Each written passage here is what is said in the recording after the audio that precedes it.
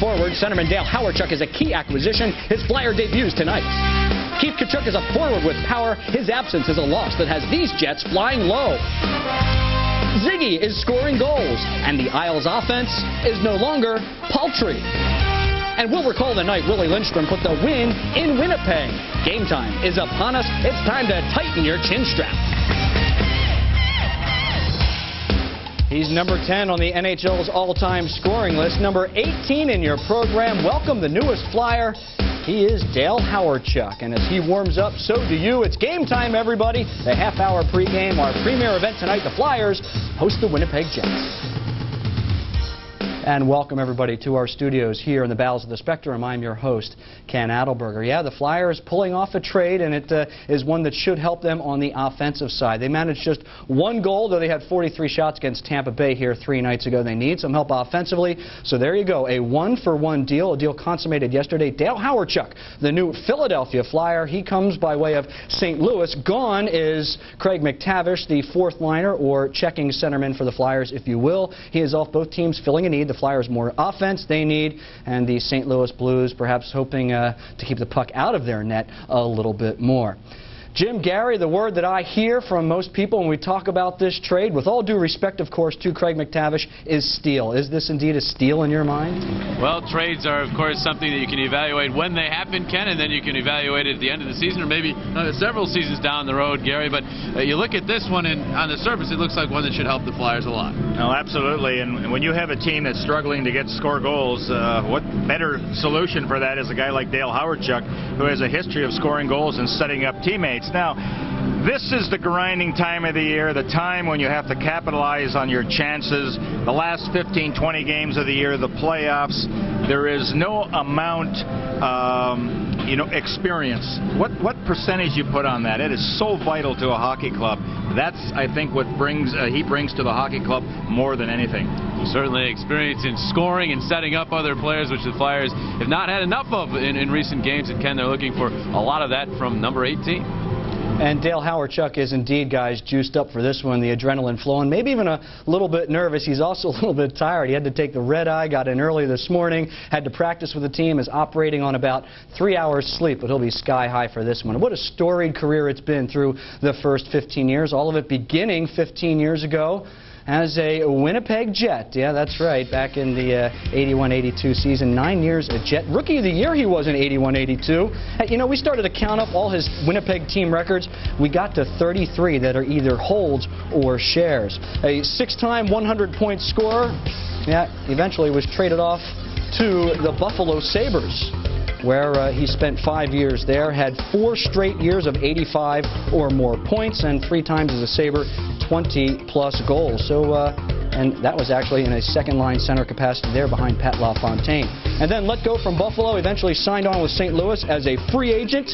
This was his first year, 66 games played, 13 goals, 28 assists, 44 points. He was 5th in scoring on the Blues roster. Coincidentally, he is now the 5th leading scorer on the Flyers roster, too.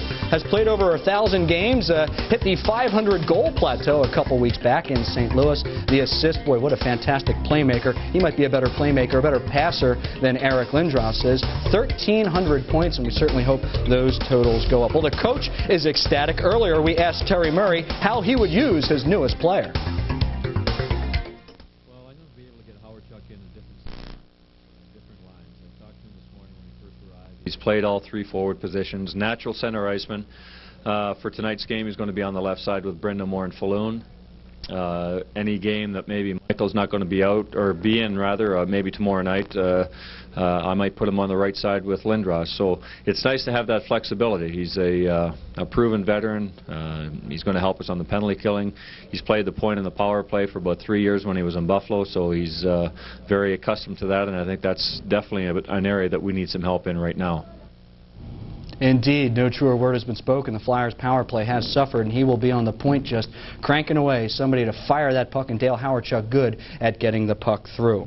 Well, he's expected to help out on offense. His offense is something the Flyers definitely could have used here a couple nights ago. They scored 1 goal against one of the hottest goalies in the National Hockey League in Darren Pupa. They penetrated the pads of Pupa just once. Darren Pupa stole the show. He was a one-man wrecking crew. For the details, Flyers in Tampa Bay, here's Joe Stazak in Game Story.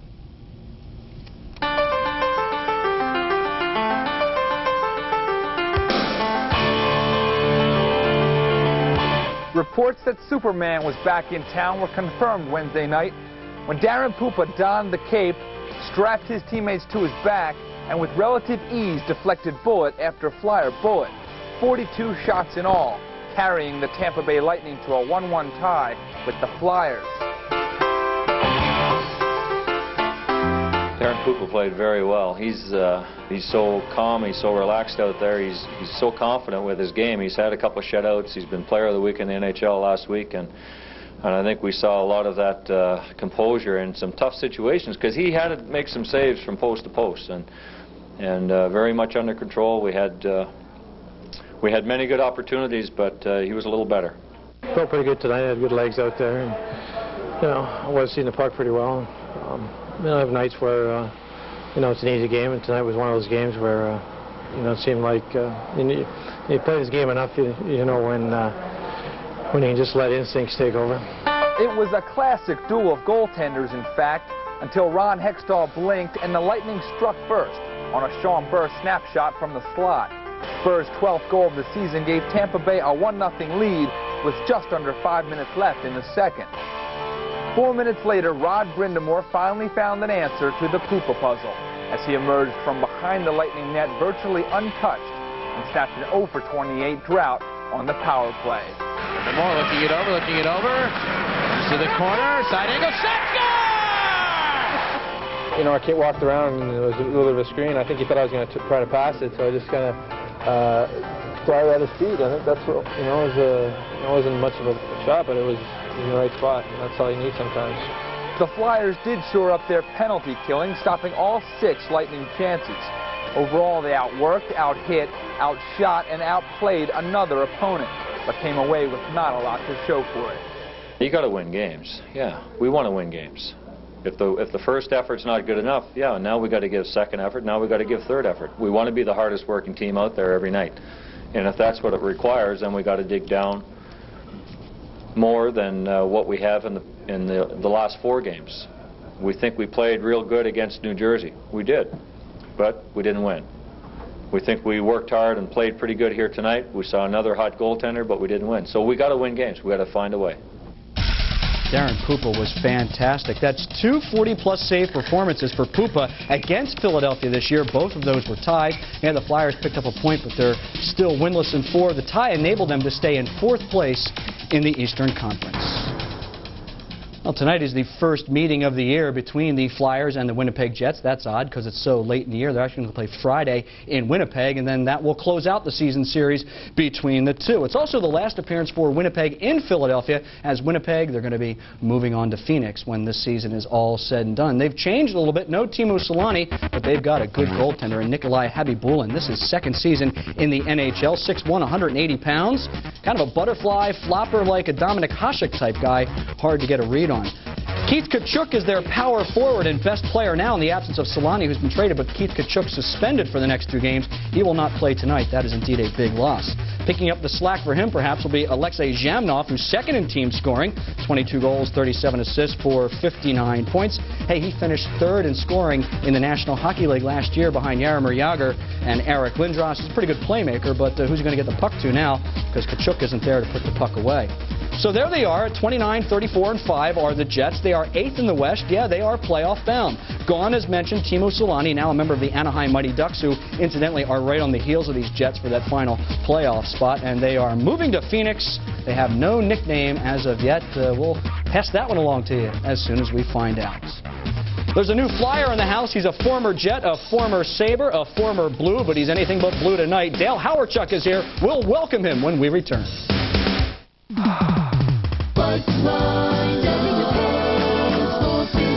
This weekend, Bikeline blasts into spring with 3 days to save on all specialized bicycles and accessories in stock. Save on the Sport Rock mountain bike and the Crossroads Cruise cross-terrain bike. Save on specialized accessories like the Air Express helmet, just $19.99, and the Crossroads gloves, just $12.88. And save on the Speed Zone computer, preview headlight, and much more. So stop by any of Bikeline's 42 tri-state locations this weekend for the biggest savings on bicycles and accessories of the year. A perfect assassin. I need you to help me, Leon. I want to get those dirtbags who killed my brother. With someone to finally believe in. Change ain't good. Yeah! Remember that, Leon. I will.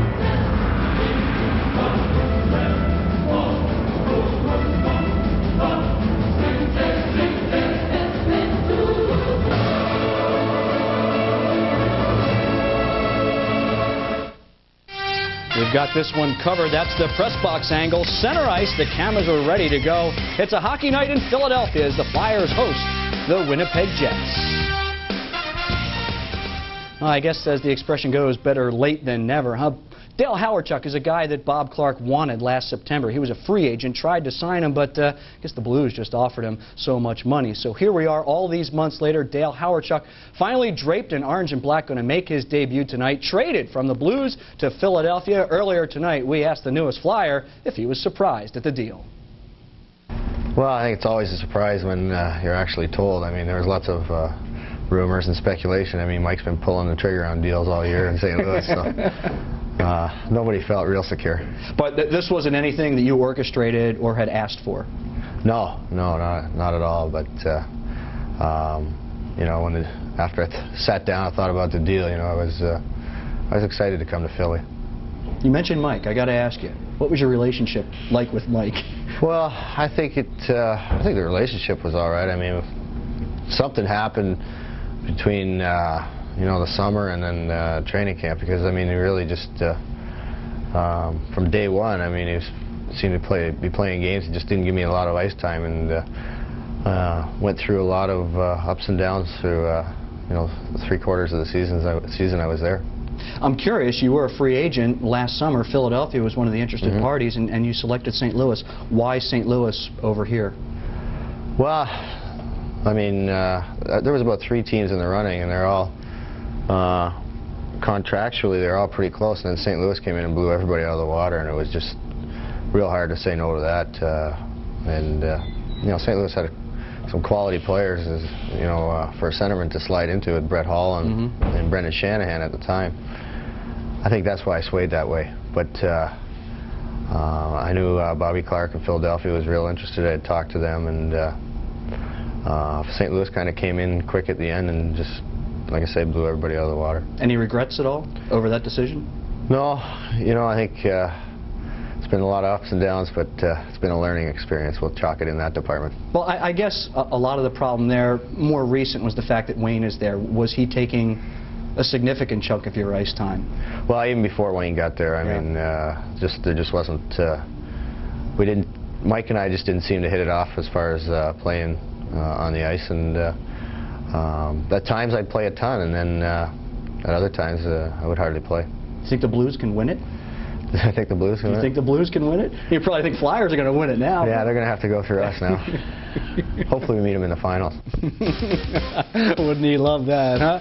Hey, don't worry. Yeah, 15 years. He's got some mileage on him in the National Hockey League, but he's 32 years old. This guy can still put the puck away. Don't know if he's going to have those 40-goal seasons that he used to have, or the 100-point season, but he is as reliable as can be, and a good defensive player, too. He is Dale Hawerchuk.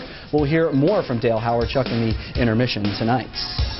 Coming up next on Game Time, to the Hart Gallery we go, and tonight Willie Lidstrom lit up the Flyers, plus the NHL today and tonight. It's all coming up as Game Time rolls on. What is that? It's your Stargate. We've opened a doorway to a world we know nothing about.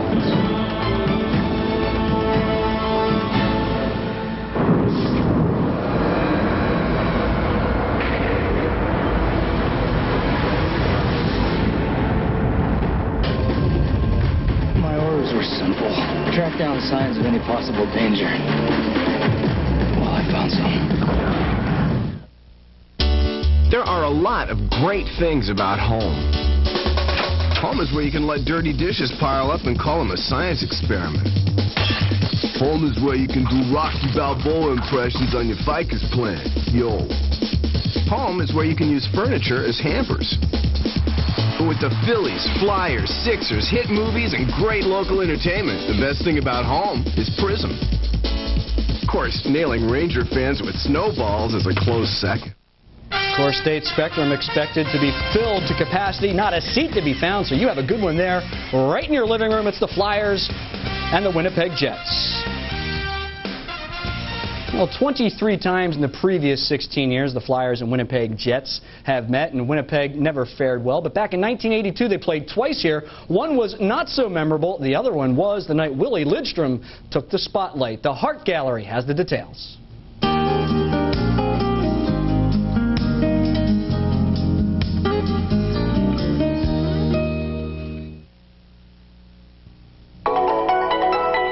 Going into the 1981-82 NHL season, only two players, the Blues' Red Berenson and the Flyers' Reggie Leach, had ever scored 5 goals in a game at the Spectrum. But that select 2 became 3 on the night of March 2nd, 1982. Hi, Gene Hart with another edition of the Hart Gallery. He was just 2 months shy of his 32nd birthday when Fleet Swedish winger Willie Lindstrom and the Jets came to town to challenge the Flyers and goaltender Pete Peters. And Lindstrom came away with the offensive game of his career. It was that kind of game. 13 goals, 86 shots, 54 by the Flyers. But it was Lindstrom who was to establish the host of Winnipeg records in a 7-6 Jet victory. His first goal and an assist in the opening period gave the visitors a 2-1 lead. 2 more by Lindstrom in the second, giving him a hat trick, kept the Jets on top going into the third period, 4-3. His fourth goal made it 6-3 Winnipeg, but more was going to be needed. Christian with Lindstrom, drops it to Lindstrom, score! 5 goals for Willie Lindstrom. And the record-smashing 5th goal, giving Lindstrom a 6-point night, proved to be the game winner, and still an all-time Jet record that stands today. Willie Lindstrom, March 2nd, 1982. A bit of irony there. Pete Peters, the Flyer goaltender, now the Winnipeg Jets goaltending instructor. Hey, that was a team record until Alexei Zhamnov had 5 goals against L.A. last April, and 6 points because he had the assist in that game as well. That's also tied a team record. 3 others have done that for most points in a game for Winnipeg. Well, with time running out here in the regular season, we could use your help, but we still have some time left. If you've got a Flyer Spectrum memory you would like to have Gene and us do a Hart Gallery on, get in touch with us. There's the address. Email us, prismlink@aol.com, or there you see the address, Prism, Core State Spectrum, 3601 South Broad Street. Well, the New York Islanders have certainly turned to the future in some of the deals they've made prior to the trading deadline. They, of course, traded Wendell Clark last Wednesday night to the Toronto Maple Leafs for a couple of young, promising players, most importantly, Kenny Janssen. Kenny Janssen making his Islander debut at the Igloo today for Mike Milbury up against these tough Pittsburgh Penguins. First period, Kenny Janssen, there he is, just throws the puck at the net, and Zygmunt Palffy on the goal, a rebound goal, his 36th, 1-0 New York. Second period gets a little rough. Eric Fischio, who's the hope of the future in goal, gets knocked down and run over by Jaromir Jagr, and Darius Kasparaitis takes exception to that for his youthful goaltender. It's 1-1 in the second. Brian McCabe with the shot goes in off a Penguin skate past Tom Barrasso. 2-1, the Islanders have the lead. That is until Brian Smolinski picks up his 23rd. Nice pass from Glenn Murray in a 2-2 tie. To the third period, Marcus Naslund and the Penguins will put it away. Nice pass that was from Ron Francis for Naslund, his 19th. 3-2 Pens. Mario Lemieux pointless. That is until this power play goal with just a minute or so remaining. 4-2 the final. The Penguins over the Islanders. The win, the Penguins now tied with the Rangers for the top spot in the Eastern Conference. 3 other games on the schedule tonight, Buffalo and Hartford. Hey, maybe too late for each of them. They got to get going, meet both these teams out of the playoffs. The Rangers at Montreal tonight. They will open the Molson Center. That is it. The debut of the Molson Center, the Canadians in their new house tonight, taking on the Rangers. Edmonton at Los Angeles. 2 more teams also out of the playoffs who must get something going quickly. When we return to Game Time, get the skinny on the newest Flyer. He is Dale Hawerchuk, and Jim and Gary will give it to you. Stand by, everybody. We'll be right back. From Chestnut Street to South Street to Water Street, from the brand new to the legendary, from acoustic to alternative and everything in between. Prism was there in 1995 with 52 weeks of great music shows. So what do we do next year? How about 52 more? A different show every week, 4 great shows every month exclusively on Prism, the channel where music hits home.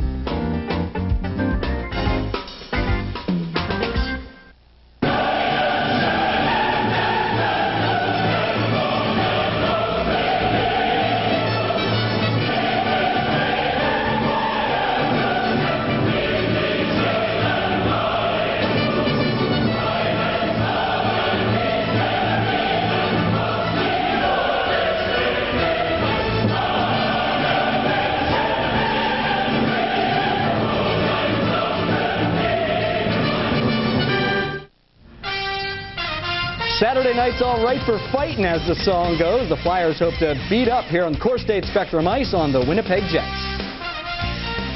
Welcome back, everybody. Don't know if they're going to use their fists, but they certainly would like to score some goals. Welcome back to Game Time, joined in our Game Time studios by Gary Dornhofer and Jim Jackson. Well, the trade deadline is Wednesday, and some teams have been rather active in the days leading up to that. The New York Rangers, they improved, picking up Yari Curry, Marty McSorley. You may have heard about that. The New Jersey Devils picking up Dave Andreychuk, and so people have been saying, what are the Flyers going to do? Well, they did something, Gary, just yesterday in picking up Dale Hawerchuk for Craig McTavish. Is this a move that Bob Clark wanted to make, or is he maybe trying to keep up with the Joneses, so to speak?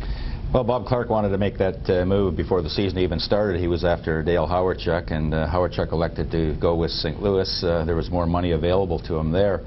As far as keeping up with the Joneses, I don't think you make a trade under that premise. You look at the needs of your hockey club, and if certain players become available, and you don't have to destroy your hockey club to get them, and also destroy the chemistry that you already have, then you make a deal. And I think that any time you can improve your team, you're obviously going to do it. And you know, you're getting a younger player in Hawerchuk than Craig McTavish, and McTavish had stated that this was going to be his last year in the National Hockey League, and Dale Hawerchuk certainly has years of experience, a very gifted player, and he certainly will help the Flyers Hockey Club get out of the dilemma that they're in right now. Indeed, a nice acquisition for the Flyers. Should help on the offensive side, Jim. Dale Hawerchuk, let's see, you go back over the numbers. We talked to Dale a little bit about it. 100-point seasons and 40-plus goal seasons. I don't know if he has that in him anymore, but where do you see him helping out the most? Well, Ken, he is a stat man's dream. That is for sure. You look back through his career, he has tremendous numbers up and down his career, whether it was in Winnipeg. Buffalo, the numbers dropped off a little bit, but that's because, of course, he was sharing ice time with Pat LaFontaine. This year in St. Louis, his numbers are not spectacular, but he was not getting nearly the ice time that he's accustomed to. It seemed right from the get-go in St. Louis, Mike Keenan did not want to use him in the role that Dale Hawerchuk is accustomed to, and that's, I think, why you see only 13 goals through 66 games played. But Dale Hawerchuk comes to Philadelphia, he can help the power play. Obviously, he's a point man on the power play. He gets the puck through with his shot. He's also very good at setting people up. And also, he gives the Flyers some more scoring depth. They've been searching for that all year long. He also could find himself playing with Lindros perhaps on his wing the odd time when Michael Renberg is unable to go due to his injury. So I think Dale Hawerchuk helps this team in a lot of ways, offensively, and of course they're in need of offensive help right now. It's interesting. Dale Hawerchuk's career began as a Winnipeg Jet, and he was a Jet for 9 years. It's kind of ironic that his first game as a Flyer is against his old team. The Winnipeg Jets, it's a lame duck season for them. If you haven't heard already, they are out of Winnipeg next year. They're moving to Phoenix, and this their 17th year in the National Hockey League. They've been to the playoffs 11 times, 9 first-round exits. They've never made it past the second round of the playoffs. There you see their best season was a long time ago. But you know what? For a lame duck team, Gary, they're doing surprisingly well this year. People are still coming to see their games, and they're in the playoffs. They're 8th in the West. Yeah. Well, hockey fans will support their team. Maybe not capacity crowds all the time, but the real interested people that enjoy watching the Winnipeg Jets play, they have certainly supported the hockey club. And it's very unfortunate that any team that has been located in an area that long is going to be moved away. And you know, the price of tickets, the price of salaries, I'm sure has a lot to do with that. So economically, in Canada, that's where the real problem is. And you know, when you're converting Canadian dollars to American dollars, it's a very difficult situation. Phoenix, I love it. We're going to be down there in an off-day play some golf, so it's not the worst place in the world to go, believe me. I'm sure the players are not crying about that change of climate. Well, I guess the golf season in Winnipeg might be like 3 weeks long. Hey, it beats the cold. You know how cold it is in Winnipeg. They'll be playing all year long in Phoenix. One guy not playing here tonight, a major loss for the Winnipeg Jets. Forward Keith Tkachuk, one of the premier power forwards in the league. He's been suspended for the next 2 games, the first one being tonight. He's not going to be here. We'll tell you who will be here, more specifically, who will be in goal when Game Time returns.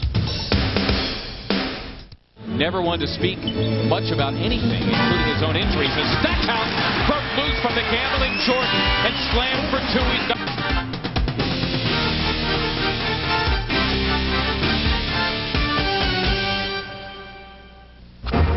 a perfect assassin. I need you to help me, Leon. I want to get those dirtbags who killed my brother. With someone to finally believe in. Change ain't good. Remember that, Leon. I will.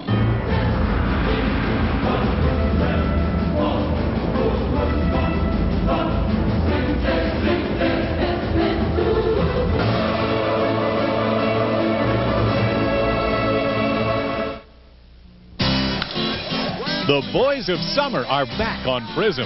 Another great season of Phillies baseball begins Monday, April 1st at 1 o'clock with Prism's exclusive coverage of Opening Day 1996 live from the vet. Prism will bring you all the festivities. And if you're a very lucky Prism fan, you'll attend Opening Day in person. Prism and the Phillies will give one fan 4 Opening Day tickets in the 200 level, an autographed Phillies baseball, and an exclusive autographed Prism Hall of Fame print.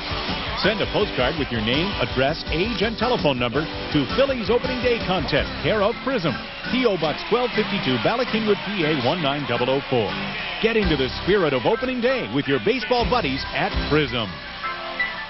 Twin center, goes all the way through, Shell Sanderson, turnaround shot, score! And ricocheted! The Flyers score with 20 seconds left in lead, 3-2.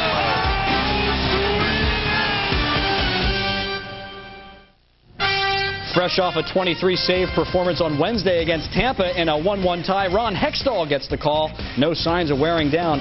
Still in the top 5 in the National Hockey League in goals against.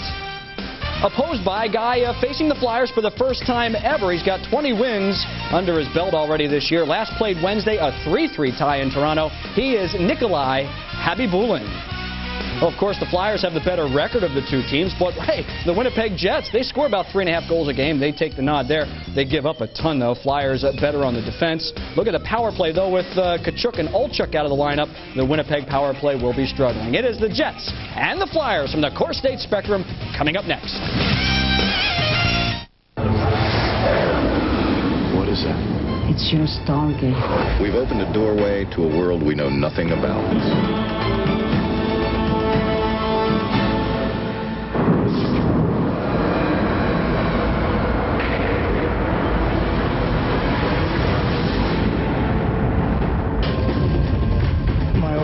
Simple. Track down signs of any possible danger. Well, I found some. Take me out to the ball game. Take me out with the crowd. Buy me some peanuts and Cracker Jack. I don't care if I never get back, for it's root for the home team. If the Phillies don't win, it's a shame, for it's 1, 2, 3 strikes, you're out at the old ball game. The people, the places, the events. The things that make the Prism region come alive, come into focus on happenings. It's Prism's 30-minute look at people to know, things to do, and places to go throughout the region. Brought to you by the channel that knows it best, Prism. Welcome to your world. Welcome to the world of happenings. Every month, exclusively on Prism, the channel that brings your world closer to you. For many kids, growing up can be tough. That's why Nike and the NHL are taking hockey to the streets.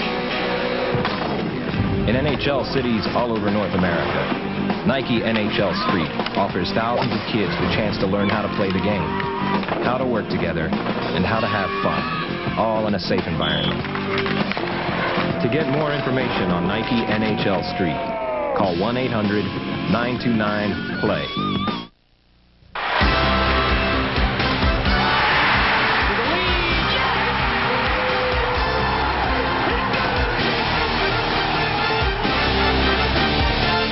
3 nights ago, the Flyers fired 43 shots. Only one eluded the hot hand of Tampa's goalkeeper. Such has been the case in the month of March. The net results are down. Philadelphia is lacking finish.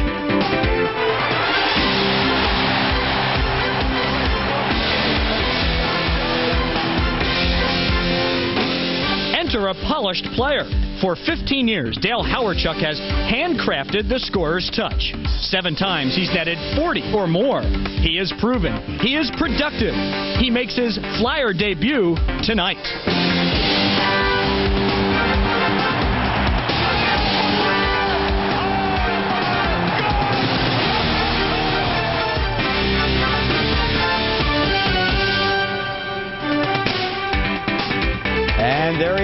Louis Flyer, number 18th, the 10th leading scorer all time in the National Hockey League. Yeah, he indeed puts up the numbers. He is Dale Hawerchuk. And tonight, he makes his Spectrum debut.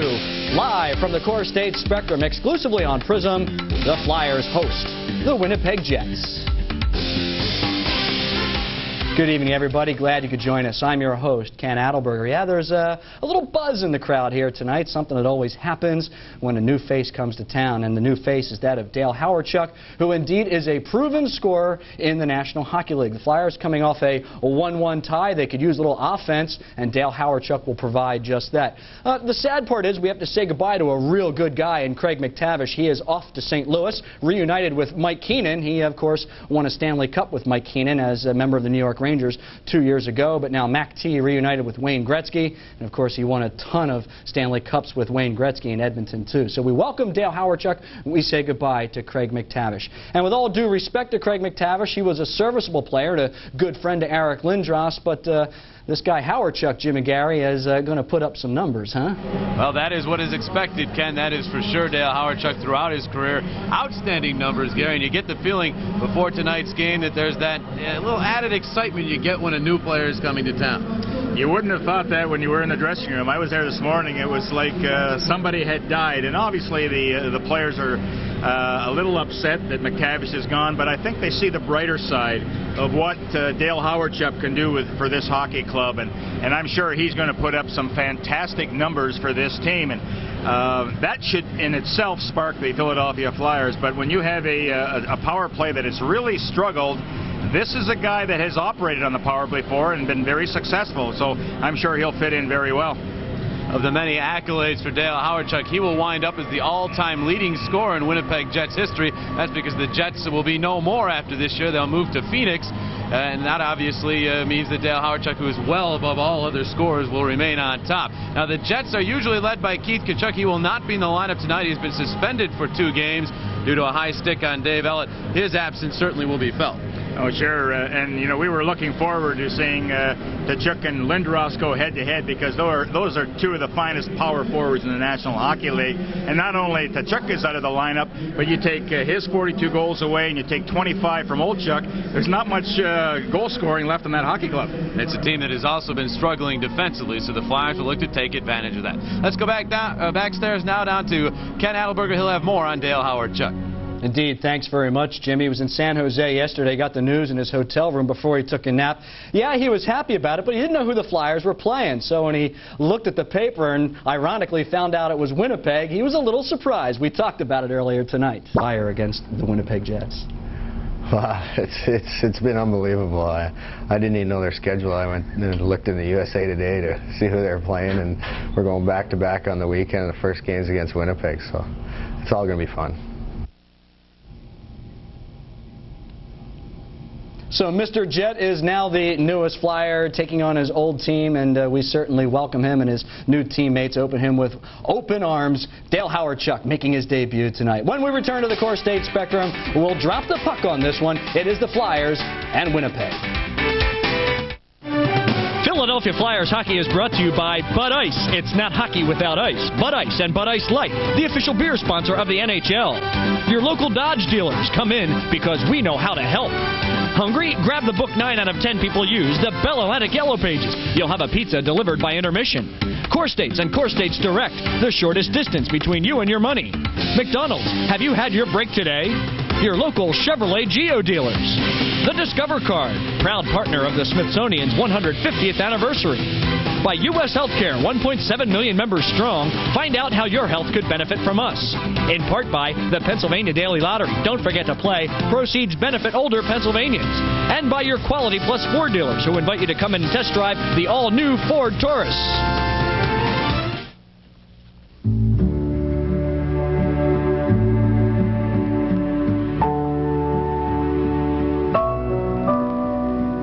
From U.S. Healthcare, a program created especially for the Delaware Valley.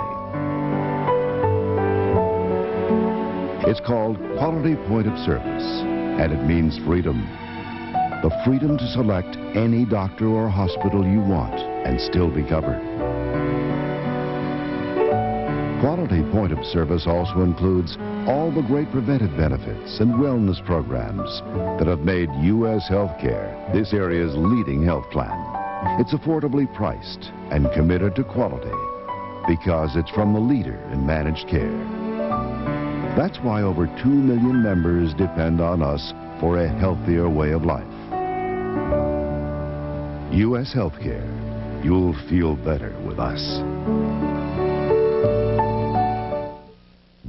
Cavalier versus Neon, both fine cars, both affordable. So why choose Cavalier and its $10,995 starting price? Both these models come with dual airbags, reclining bucket seats, and power steering. But for $800 less, Cavalier comes with a larger engine and anti-lock brakes that Neon doesn't have. Now that's genuine Chevrolet. And now, a special lease makes the choice even clearer. To drive a Cavalier for just $199 a month with only $575 down, see your Chevy Geo dealers today. Unlike some shuttles, there are no middle seats on Amtrak's Metroliner, so the only thing you'll squeeze in is some work. Metroliner, the smarter shuttle.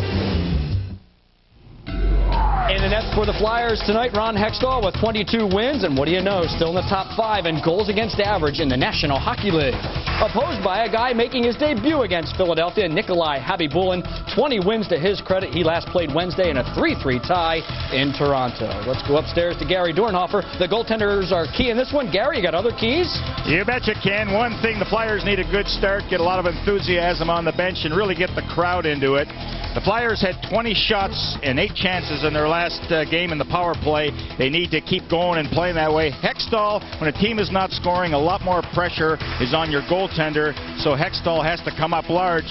And the forward should listen to what he had to say about getting in front and screening. The Chrysler Keys to the game have been brought to you by your Philadelphia Metro Chrysler Plymouth dealers. Underway, the first time these two teams have met in over 2 years. Terry Gregson, the referee, Gord Brosiker, Pierre Rossico handle the lines as the Winnipeg Jets move the puck up to Teppo Numminen, rushing defenseman. Off the left wing to Darren Shannon. Quick little wrister kicked aside by Hextall. And now Kjell Samuelsson. Able to play it up the board. Shawn Podin flicks it out to the neutral zone. Racing for it is Otto. He'll pass it cross ice. Bob Corkum will chase it down off the boards. It's checked by Numminen. In comes Shannon. Wrapped up by Otto. The puck to the blue line, but kept in. Nope, they say it came out as Desjardins raced over, so it's offsides on Philadelphia. Well, even though the Winnipeg Jets are -4 regulars, they're hanging into that last playoff spot. There are the numbers. Jets score goals, but they also give up quite a few. Their power play has improved of late, but they are dreadful killing penalties, very close to the bottom. So here you have a Flyers hockey club that has slipped on the power play. An opportunity to get some confidence back, Jim, by going against this Jet team that has really struggled killing penalties. And they will have Dale Hawerchuk added to help as well. Here's Leclerc centering. Renberg shot! Save! Avi Boulin. Avi Boulin with a stop. Michael Renberg is playing. Of course, the soreness, which forced him to miss the last game, but back in the lineup here this evening. John Leclerc with the puck. His pass for Renberg, tipped by Desjardins. Now Renberg controls. Back to Desjardins. Winds it for a skate save. Rebound. Poked away from Leclerc. Haller keeps it in, rolling it around behind the net. Big Dave Manson after it's there. Over skates, then grabbed Renberg. Renberg still to play to the point. Desjardins winds, fires. Knocked down in front. Avi Boulin got a piece. Now it's picked up. Centering attempt by Leclerc is knocked down and controlled now by Winnipeg. Taken down, jammed off. That's a penalty. Late call as Manson plays it to the Flyers line. Leclerc gains, and there's the whistle, and Eric Lindros was in on the forecheck. Michael Renberg complaining, but Lindros will get penalized. Well, a very good start by the Flyers. Legion of Doom, and the takedown by Lindros in the offensive zone. You know, when you're eager and excited about getting into this game, sometimes you take a penalty very early. And so the Winnipeg Jets will have a first crack at the power play as Terry Murray looks on. 17th. I think the Winnipeg Jets tied for seven. Tied for 7. They look like a... I better get my eyes checked. Yeah. The Flyers are 4th in penalty killing. They slipped a couple of notches over the last 8 games.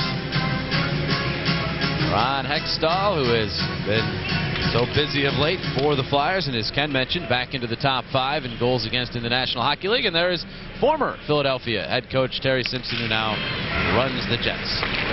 Teppo Numminen on 1 point.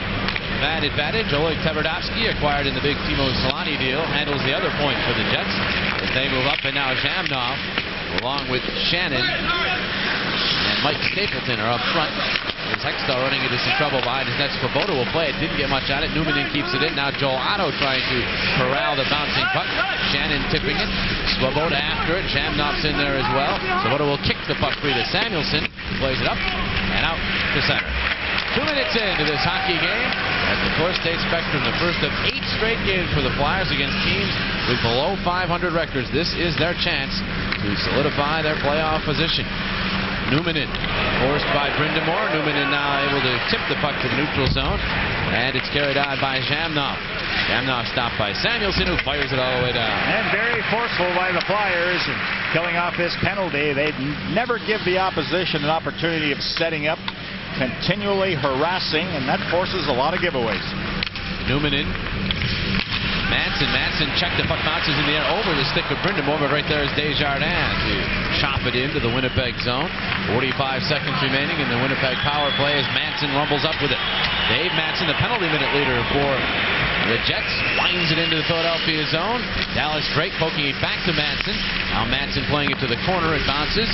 Now it's handled, controlled by Darren Turcotte. Turcotte back to the point. Darren Quint out at Turcotte, the veteran, the former Ranger, and also Hartford Whalers pass tipped away, and Haller able to clear. Back goes Manson. There's Dale Hawerchuk on for his first shift as a Flyer, and he's in a penalty-killing role. Terry Murray had said that he would do some of that. Now the puck to Quint. Quint moving in. Quint to the slot. Check the puck to Brindamore, but Quint able to play it to the corner boards as the power play comes to an end. Flyers have killed it off. Back to five-a-side hockey, and now the puck played with a stick up too high, and so whistle stopping play. 3.5 minutes into a scoreless first period at the Core State Spectrum. You haunt me, my friend. Everywhere I go, you're there. Kiev, Buenos Aires, Budapest. But not this time. At long last, victory is mine.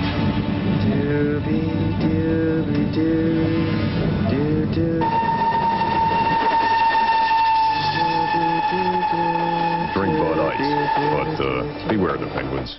For a limited time, your Tri-State Mitsubishi dealers are pulling out all the stops, so you can go get an Eclipse for $199 a month, only 30 months. Go get an Eclipse. Only $199 a month, 30 months. The most fun you can have on 4 wheels. So what are you waiting for? Go right now and get a 96 Eclipse RS. Go get an Eclipse. Just $199 a month, only 30 months for a limited time, and only at your Tri-State Mitsubishi dealers. Tonight's game is brought to you by Bud Ice, the official beer sponsor of the NHL. Dale Hawerchuk, his first appearance as a Philadelphia Flyer. You know, the Winnipeg Jets, very ineffective in that first power play, but you take away 34 goals from Tkachuk and Olchuk, that makes a big difference. Michael Renberg moving in. Renberg trying to find Leclerc. He's got him all the way around. Trying to center. Block. Bounces in the air. The Jets have it. And then move up. Big Chad Kilger, another player acquired in that Solani deal, playing it in. The Flyers are to it. Dykhouse jabbing it up and finding Lindros, who's bumped but carrying on his Leclerc 2-on-1 with Renberg. Leclerc will line. Fire, and the save made by Javi Bulin, and he covers up. It appeared as though Leclerc was looking for the pass all the way and then finally had to shoot as the pass was taken away. Well, it looked like it was a moment of indecision. Should I pass it? Should I shoot it? And as you see Leclerc going down the wing, he keeps drifting to the left, All of a sudden, there's no more room there. And you can see that Renberg is certainly well covered. The way John Leclerc shoots it, my goodness, fire that puck. When you're at the top of the circle and you shoot the puck 98 miles an hour, that's the spot that you want to shoot it from. I was actually surprised that the Jets were willing to allow Leclerc to have that shot, but they took the pass away as is the textbook way to do it. Here's Perry moving in, trying to center, bounces through, backhander, Brindamore, skate, save, Javi Bulin. Now Hawerchuk, who's out with Brindamore and Falloon. Hawerchuk checked by Numminen. They continue to battle. It's Hawerchuk who comes away with the puck to the point. Terry, a little flip shot, save, Javi Bulin, rebound, Brindamore, blocked in front by Numminen, who also knocked him down. Now Brindamore Samuelson. Samuelson will just backhand it around. Hawerchuk behind the net. Check, but there's Brindamore to carry out. Brindamore backhands back around. Hawerchuk able to wedge a man off the play, but the Jets get to the puck and clear it out. Terry now the turnover. Drake to Darren Shannon. Shannon checked by Samuelson, who rides him into the boards. Drake running into traffic, and now the puck back out to the center zone. Hawerchuk tried to work it free there, but now Drake comes in. Drake runs into some traffic as well. Finally, Oleg Tverdovsky, second overall pick in the draft 3 years ago, lays it cross ice to Brent Thompson, who fires in. 5 minutes into the first period, no score at the Core State Spectrum. Shell Samuelson. And they pass that is stolen by Turcotte. Turcotte with a pass cross ice. He's got a man, Tverdovsky, with a shot. Save Hextall, a rebound loose. Another shot, Hextall, a save, and an early whistle. But no, actually, the net had come off of its pegs, and so Gregson had to blow play dead. And now Ron Hextall is getting involved. Well, you go by his crease or stand in the crease, and Hextall will wrap you. And number 43, Gazmanov, certainly does that, and he's all over Hextall. And the positioning of Gregson, he couldn't see that the puck had left its moorings. He was in the far corner, so the Jets got a free shot before he finally realized that, yes, a stoppage was necessary. And for every save made by Ron Hextall tonight, Bell Atlantic 9X Mobile makes a contribution to the Flyers Wives Carnival. Like a goalie is there for his team, Bell Atlantic 9X Mobile is there for you. They move the face-off out to the center zone. They rule the Jets knocked the net off.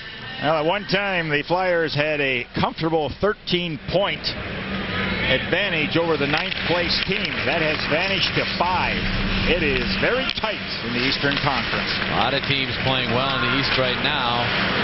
None of them the top 3 teams. Florida, the Rangers, and Flyers have struggled of late. It's been the Tampa Bays, New Jerseys, and Washington's playing well. Here's Podin moving in, winding and firing the save. Javi Bullen, who looked sharp early.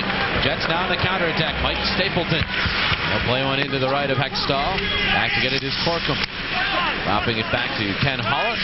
Haller now to Podin. Podin's pass to Corkum. Corkum finding some room, moving it in the left wing. Bob Corkum now shifting, centering, blocked aside by Jamnov. Pinching is Desjardins. Puck tipped by him, but Brindamore able to hit Hansen down, and that broke up the rush. Now Joel Otto just spinning one deeper into Winnipeg ice. Hansen goes back. He's having a good year, tied for the plus-minus leadership with this Winnipeg Jets team. Jets just playing it all the way down, and he eludes the crease, so it's icing as Svoboda touches up. Now, talk about pressure. Boy, there's a lot in every team except the Rangers and Pittsburgh. That 7 points separate Florida and Boston. So it's going to be quite a battle with the Flyers having games in hand. Well, the games in hand are certainly to your advantage if you win them, and tonight is an opportunity for the Flyers to do exactly that. And again, tie with Florida. And again, Gary, 8 games. This is the beginning of an 8-game stretch where they're playing teams below 500. So this is their opportunity. It is right there for them. Now, the only thing with that, though, Jim, is you're playing against teams that may not make the playoffs, and sometimes those are tough games because there's no pressure on those teams, and they can just go out there and freewheel. Here's Terry and firing one in, deflected! Reaching forward was Hawerchuk, but it's Javi Bullen who's able to make the stop and hang on, and dare I say this, but Javi Bullen is looking sharp early. I'm not going to say it. I don't want to say it. But Hawerchuk very close to putting the deflection in. He was the last man leaving the zone, and the shot from the point was able to deflect it into the pads. But my goodness, he has put up the numbers over his career. He's led his team in scoring 12 of 14 full seasons that he's played. Of course, that won't happen this year. Here is Newman drilling the puck into the Philadelphia zone. Hextall stops it. Terrian to get the puck. Rolls it around for Falloon. Falloon finds Hawerchuk. 2-on-2 with Brindamore. Dale Hawerchuk navigating in, holding, taking a shot. Save, Javi Bullen. Didn't have much on it, but Hawerchuk able to use the Jets players as a screen very effectively. And now the Flyers have it back. Falloon moving in. Falloon drops it to Brindamore. Wines it, fires wide. Falloon to the Caron. Rolls it back around Brindamore. To Leclerc. Leclerc got out in front. Shot, save, rebound, and score! Great work by Leclerc. He had a man all over him. Javi Bullen is complaining. It's a goal at this point. 1-0 Philadelphia. Remember, Terry Murray had talked about sometimes one effort is not good enough. You need that second and third. Well, you're going to get a look at what exactly that means with John LeClair being very persistent in front of that net. There's one crack at it. Keeps poking. And I'm really surprised that the Winnipeg Jets aren't a lot more physical against John LeClair. And Eastwood is just hanging on rather than knocking him down. So John LeClair makes it work by just hanging in there and getting the Flyers that first goal of the game. I have to assume Hobby Bowen was arguing that he thought he had the puck covered up. But that not the case. LeClair gets credit for number 34. And the Flyers, just about 7 minutes into this game, have the 1-goal advantage. Peter Svoboda now to Dykhouse. And Dykhouse from the red line plays it in. LeClair going back, so Hobby Bowen has to play the puck to the corner. Brent Thompson turns it over to Renberg. Renberg kicks it behind the cage, but there is Manson. Flyers player being pinned. That's LeClair. Pinned, now allowed to get up by Darren Turcotte. No penalty. Here's Renberg working it to LeClair. LeClair trying to center, hits the side of the net. Now Hobby Bowen's down and out. Flyers could not get the puck in front to Renberg as Lindros and LeClair are both hammering away, and now another penalty coming up with the Flyers. Delayed call. The Jets dump it in as Hextall plays the puck, the whistle blows, and the Jets will get another man advantage. So the Flyers get the lead on LeClair's goal, but the Jets have a power play when we come back.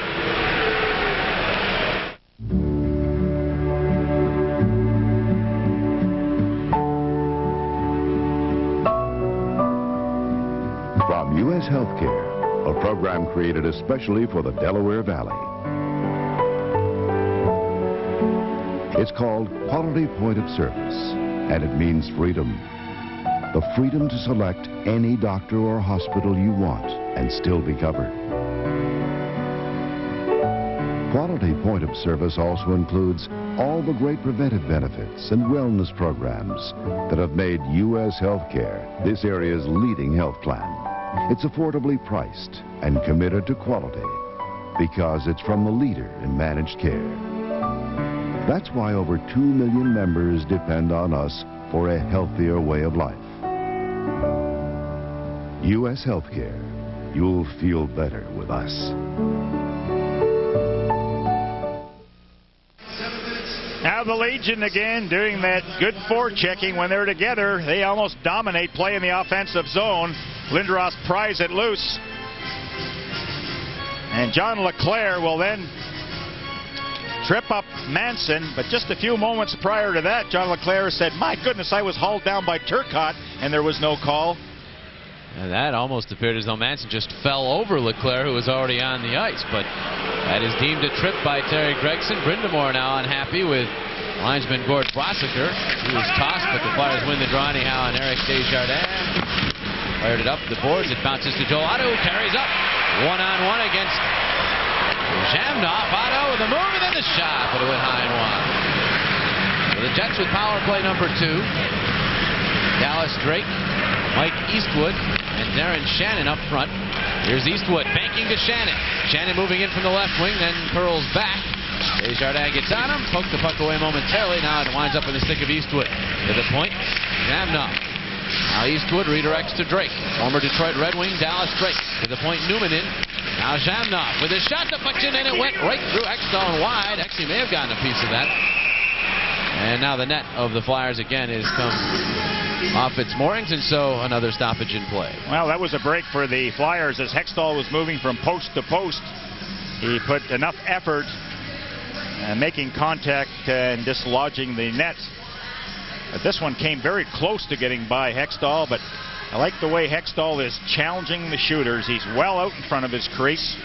Certainly takes the angle away from the shooter. And I tell you, when you take away Tkachuk and Olchuk's power play goals, it makes it very difficult to operate a power play effectively. They're using, or had been using, Zhamnov on the point, but he is no longer there as they now have Manson and Tverdovsky manning the point. Flyers trying to get the puck out of the zone, and Lindros with good work, able to shovel it all the way down. Manson goes back for it. Brindamore runs into him. Manson hitting it to Teverdowski, and now back to big Dave Manson, and he'll start up a pass. Gobbled up again by the Flyers, and Trent Platt fires it back to Winnipeg Ice. 50 seconds remaining on the power play. Turnover, Svoboda. Pass to Platt. Wide. Fires! Just wide. Brindamore to the puck. Trying to get it back to Platt. Platt runs in to Teverdowski. They jam forward. It rolls free. No penalty. The crowd wants one, of course. Here's Manson moving up. Manson. Korolev, who rolls it back behind the Philadelphia net. Side angle try by Stapleton, denied by Svoboda. Samuelson can't find the puck in his skates, but the Flyers get it, and Brindamore golfs it all the way down. I believe this is the only way the Jets are going to be able to stay in this hockey game, by getting a lot of power play opportunities. It's their second already. We're not yet halfway through this first period. Chad Kilger with good speed to the Flyers zone. Hipped by Samuelson. He tried to carry on. Flyers got it to the blue line, not out. Newmanen hits it off. Here's the shot. King deflected, and it went wide. Shell Samuelson to it, and he fires it all the way down. This is not, of course, icing, as the Flyers still killing off the last moments of the power play. It is over, and the Flyers back to full strength. No chances once again for Winnipeg. Here's Haller. Pass, finding Falloon. Falloon will wind and fire. That's deflected by Newmanen, up over the glass and out of play. They'll face it off to the left of Hobby Bullen as we have reached the halfway point of this period.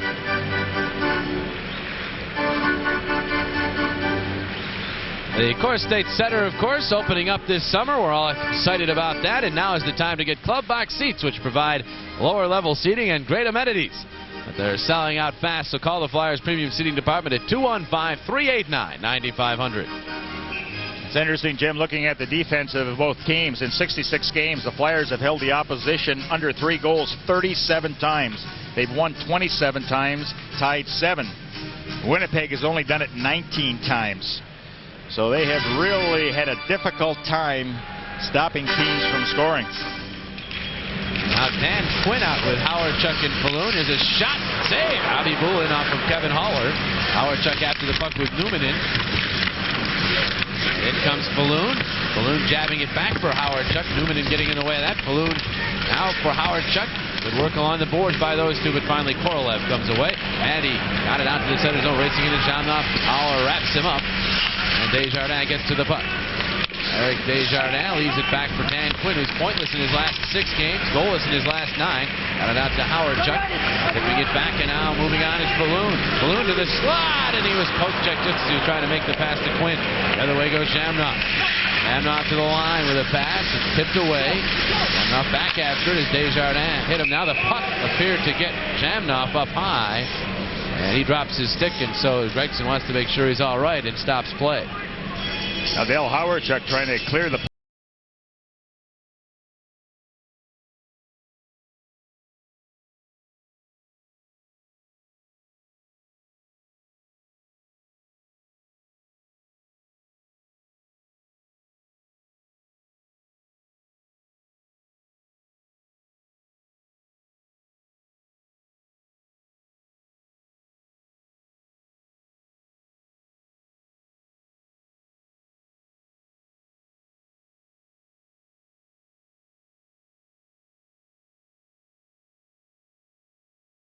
have been besieged with injuries of late, and of course the suspension that we've talked about at length. So talking about a team not at full strength, Flyers trying to take advantage. Here's Mike Eastwood, former Toronto Maple Leaf prospect, bounces one into the Philadelphia zone.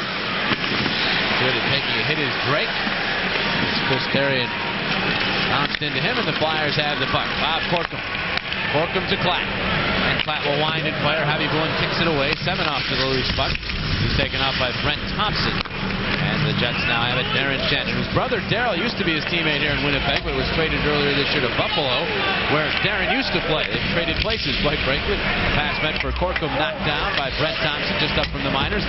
And he's able to get the puck to Dallas Drake. Drake, what's he doing to the Philadelphia zone? Svoboda wraps him up, takes him to the boards. Corkum taking a man down, and the puck picked off by Dykhouse.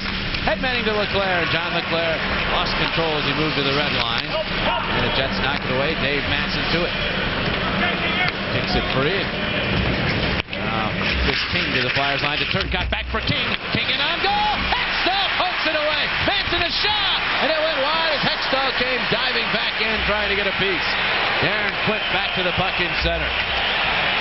That was a huge save for the Flyers, as Winnipeg has not been in this game in this first period. And that chance by Winnipeg could have tied it, but Hextall made the decision to go out, and it was the right one. Jets are picking up their pace now, though. Here's Chris King, one-handing it in front, a shot! Hextall looks behind him, but he was able to snare the try by Turcotte and hang on. So the Winnipeg Jets getting some scoring chances, but Hextall has denied them so far. For a limited time, your Tri-State Mitsubishi dealers are pulling out all the stops so you can go, get a Galant. For $199 a month, only 30 months. Go get a Galant. Only $199 a month, 30 months. A tremendous value for your money. So what are you waiting for? Go right now and get a 96 Galant S. Go get a Galant. Just $199 a month, only 30 months. For a limited time, and only at your Tri-State Mitsubishi dealers. Al, we got a player. I'd like the lottery ticket. Yeah, she is a player. She's a big player. I'll say straight. You're nuts. Straight, and backs it up with a pair. 428 and boxes. Boxes. Ding, ding, ding, ding, ding, ding. Bring it. All right. Okay. All right. All right. Hey, Adrian, you know her? No, I don't know her, Ed. I was making a literary reference. Pennsylvania Lottery's daily number. Play a pair, box, or play it straight. Now, Dykhouse way over trying to help Peter Swoboda, and this sets up the glorious opportunity by Winnipeg. Look at the reach of Hextall stripping King of the puck. Can't hesitate on that play. Well, that's do or die, and when it works, Jim, you made the right decision. Do or die, and he did. As a result, the Flyers have the lead. There's a look at the Flyers' control and play, although two of those chances for the Jets have come very recently in this hockey game. Jets gets a puck to Manson. His point shot bounces to Zhamnov off a skate. Zhamnov keeping it in, but playing it right to Kevin Haller, who just backhands it right to Zhamnov, but he could not control. And now the Jets have to regain the line. Manson to pass, bounces to Podin. He just make it in, hit the line, and bounces to Otto. Shot! Save Heavy Bullen, and he didn't appear to know where the puck was right away, but he found it in time to cover up. Now, nothing would be worse for a team than have a shoot-in, hit the linesman, and right under the stick of Joel Otto. And Joel Otto was very alert. Had an excellent shot away against Hobby Bullen. I mean, when you look at that face, he looks to be about 16 years old. Second year in the National Hockey League, and he's provided some stellar goaltending for the Winnipeg Jets. Of course, we should mention Dominic Roussel, former Philadelphia Flyer, also with the Jets. There's Dominic. Dominic has had one start and has played in 3 games with the Jets, 2 in relief, obviously, and his numbers, I'm sure he'll improve those during his stay in Winnipeg. Eric Desjardins moving in along the boards, now holding up and winding it around. Shawn Podin charging after it. He'll beat Korolev to it. Get it to Otto. Joel Otto. Check. Zhamnov. Podin works it free. Podin now wrapped up by Manson. Now a penalty has been called. A delayed call coming up in Winnipeg. Otto trying to turn it to the slot. Corkum back around for Podin. Extra attacker out for the Flyers. Podin wheeling to the corner. Podin running out of room as he moves toward the blue line and now out to center. The Flyers going all the way back to regain the line now. And now Podin's pass would have been a 2-liner and is, in fact, as it's played by Otto. So the Flyers lined up with a face-off in their own zone, but they get their first power play of the game on an interference call. So it's number 10, Zhamnov, that will head for the penalty box, having another excellent year with 59 points. Winnipeg penalty number 10, Alexei Zhamnov, 2 minutes for interference. Now it happened behind the net. 22 seconds. Alexei Zhamnov, Winnipeg. I'm still...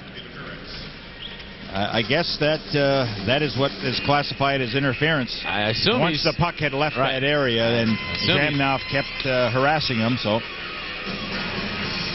by your confusion, I assume you don't necessarily agree with that call. Be sure to register for the McDonald's Power Play Payoff. Send a postcard with your name, address, and phone number to the address on your screen, and you can take part.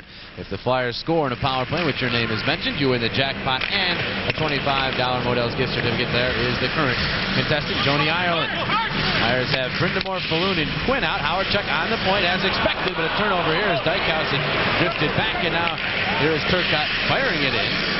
Batted away by Hextall. Dykhouse can't find the puck in his skates. Now he has it. Dykhouse now to Brindamore. Brindamore, pass went off of Falloon's stick. He and former Flyer Jeff Finley go to the boards together. Quinn taking it free now. And Quinn leaving it in the corner for Falloon. Back to Quinn. Now he'll roll it around hoping for Brindamore. Newman beats him to it, but in comes Hawerchuk to get to it. Hawerchuk just floats one toward the net. This gloved by Hawerchuk, and he'll hang on. Flyers get the offensive zone draw. Well, former assistant coach of the Philadelphia Flyers, Terry Simpson, now the man in charge of making the changes and trying to get in the playoffs, and thus far, the team is certainly hanging in there in 8th spot in the Western Conference. Randy Carlyle is one of the assistants. Of course, we all remember him as a very good defenseman, an excellent shot. I don't know, is he grayer than when we remember? Doesn't have very much darkness in his hair anymore. He may have picked up some gray in that year he was in Philadelphia. The Flyers had a tough March that year and missed the playoffs, and of course then Terry Murray replaced him. But John Paddock really likes Terry Simpson. The year was 93-94. Did I say assistant coach of the Flyers? He was the head coach. Peter Sabota, shot, save, out after it, and Hawerchuk able to get to it just in front of John LeClair, who was inches away from his second goal of the game. Now the combination of LeClair, Joel Otto, and Lindros has been used before, and all guys over 6'2" really dominate the corners, but this is how close the Flyers came. A good reaction by Hawerchuk, just stretching out and gloving it. So he's seen 14 shots already directed his way. Well, the Flyers have not been lacking in terms of shots on goal in recent games. They're averaging 33 shots on goal in their last 8 games. The problem is they're only averaging a goal every 15.6 shots during those games. Before that, Gary, they've been averaging a goal every 8.6 shots. So it's been twice as difficult, basically, for the Flyers to score in recent games. You have to chalk that up to outstanding opposition goaltending. Well, is it opposition goaltending, or is it just poor shooting? I think we're going to have to ask the players a little bit about that. Half empty, half full. I'll go with the goaltending. Here is Eric Desjardins trying to get the puck to the line, but Drake drops it back to Manson, and now Tverdovsky. He will bounce the puck all the way down. Flyers trying to get the power play organized with 42 seconds remaining on the man advantage. Svoboda lugging it out to center and then blasting in. Rolls around. Leclair after him. So is Lindros. Here comes Otto jabbing it to Lindros. Now the Flyers need to spread out. They do. Lindros turns to see where he can go with it. So Otto back to Lindros. Shot. Save. Hawerchuk. Rebound. Poked away and cleared by Winnipeg. Svoboda goes back to get to it. Quickly to Desjardins. He'll wind it in. Falloon off the bench to the puck. Falloon tried to shift. Finley tipped it momentarily, and it hops to Hawerchuk. He's able to jump on top of it. Hawerchuk isn't going to take any chances. Whenever there's a loose puck, he's going to grab hold, and hoping that his team can regroup via the faceoff. But the Flyers, again, as they have in the past 8 games, getting plenty of scoring chances, and somehow just not able to pull the trigger. Lindros on that one didn't get all of it, but it was right on the feet of Hawerchuk, and that's where you really want to shoot it. Make the goaltender stop it, and hopefully one of your teammates converges for a rebound shot. Semenoff, Renberg, and Klatt out for Philadelphia now, as we have seen some interesting combinations in this hockey game. Terry Murray experimenting. Here's Terry with a shot. Save. Hawerchuk takes that one up in his chest area and lets it drop into his glove and just hangs right on. One of the things that Ron Hextall had talked about for his forwards, he said, getting in front of the net is all right, but you have to be directly in front of the goaltender. If you're to the side, he's going to see it, but if you're directly in front of him, now you're really disrupting him. And just before the shot gets to him, then you move out of the way. Beppo Newman rolls it around. Damnoff out of the penalty bench. Fires it all the way down. Flyers a couple of chances, but they're unable to put the puck by Hawerchuk. Icing on Winnipeg. Flyers with a 1-0 lead in the first. If you've been thinking about Ford Escort, think fast. Because right now, you can get $1,000 cash back or 4-8 financing on every 3-door Escort or GT in stock. Whether you choose manual or automatic, you get standard dual airbags, AM/FM stereo, AC, and more. With 4-8 financing or up to $1,000 cash back, Ford Escort is still priced less than Neon. Your Ford dealers, the diamond one. A leader in quality and value. No wonder more Escorts are still on the road than any other small car. What you're about to learn may excite you, because the fact is it will help increase performance. I'm talking about Gulf, 93-octane super unleaded gasoline. It's quality you won't find from every major brand. Gulf's Advent 21 formula keeps fuel injectors clean and helps your car run better than ever before. So switch for the life of your car. You know the name. Go Gulf.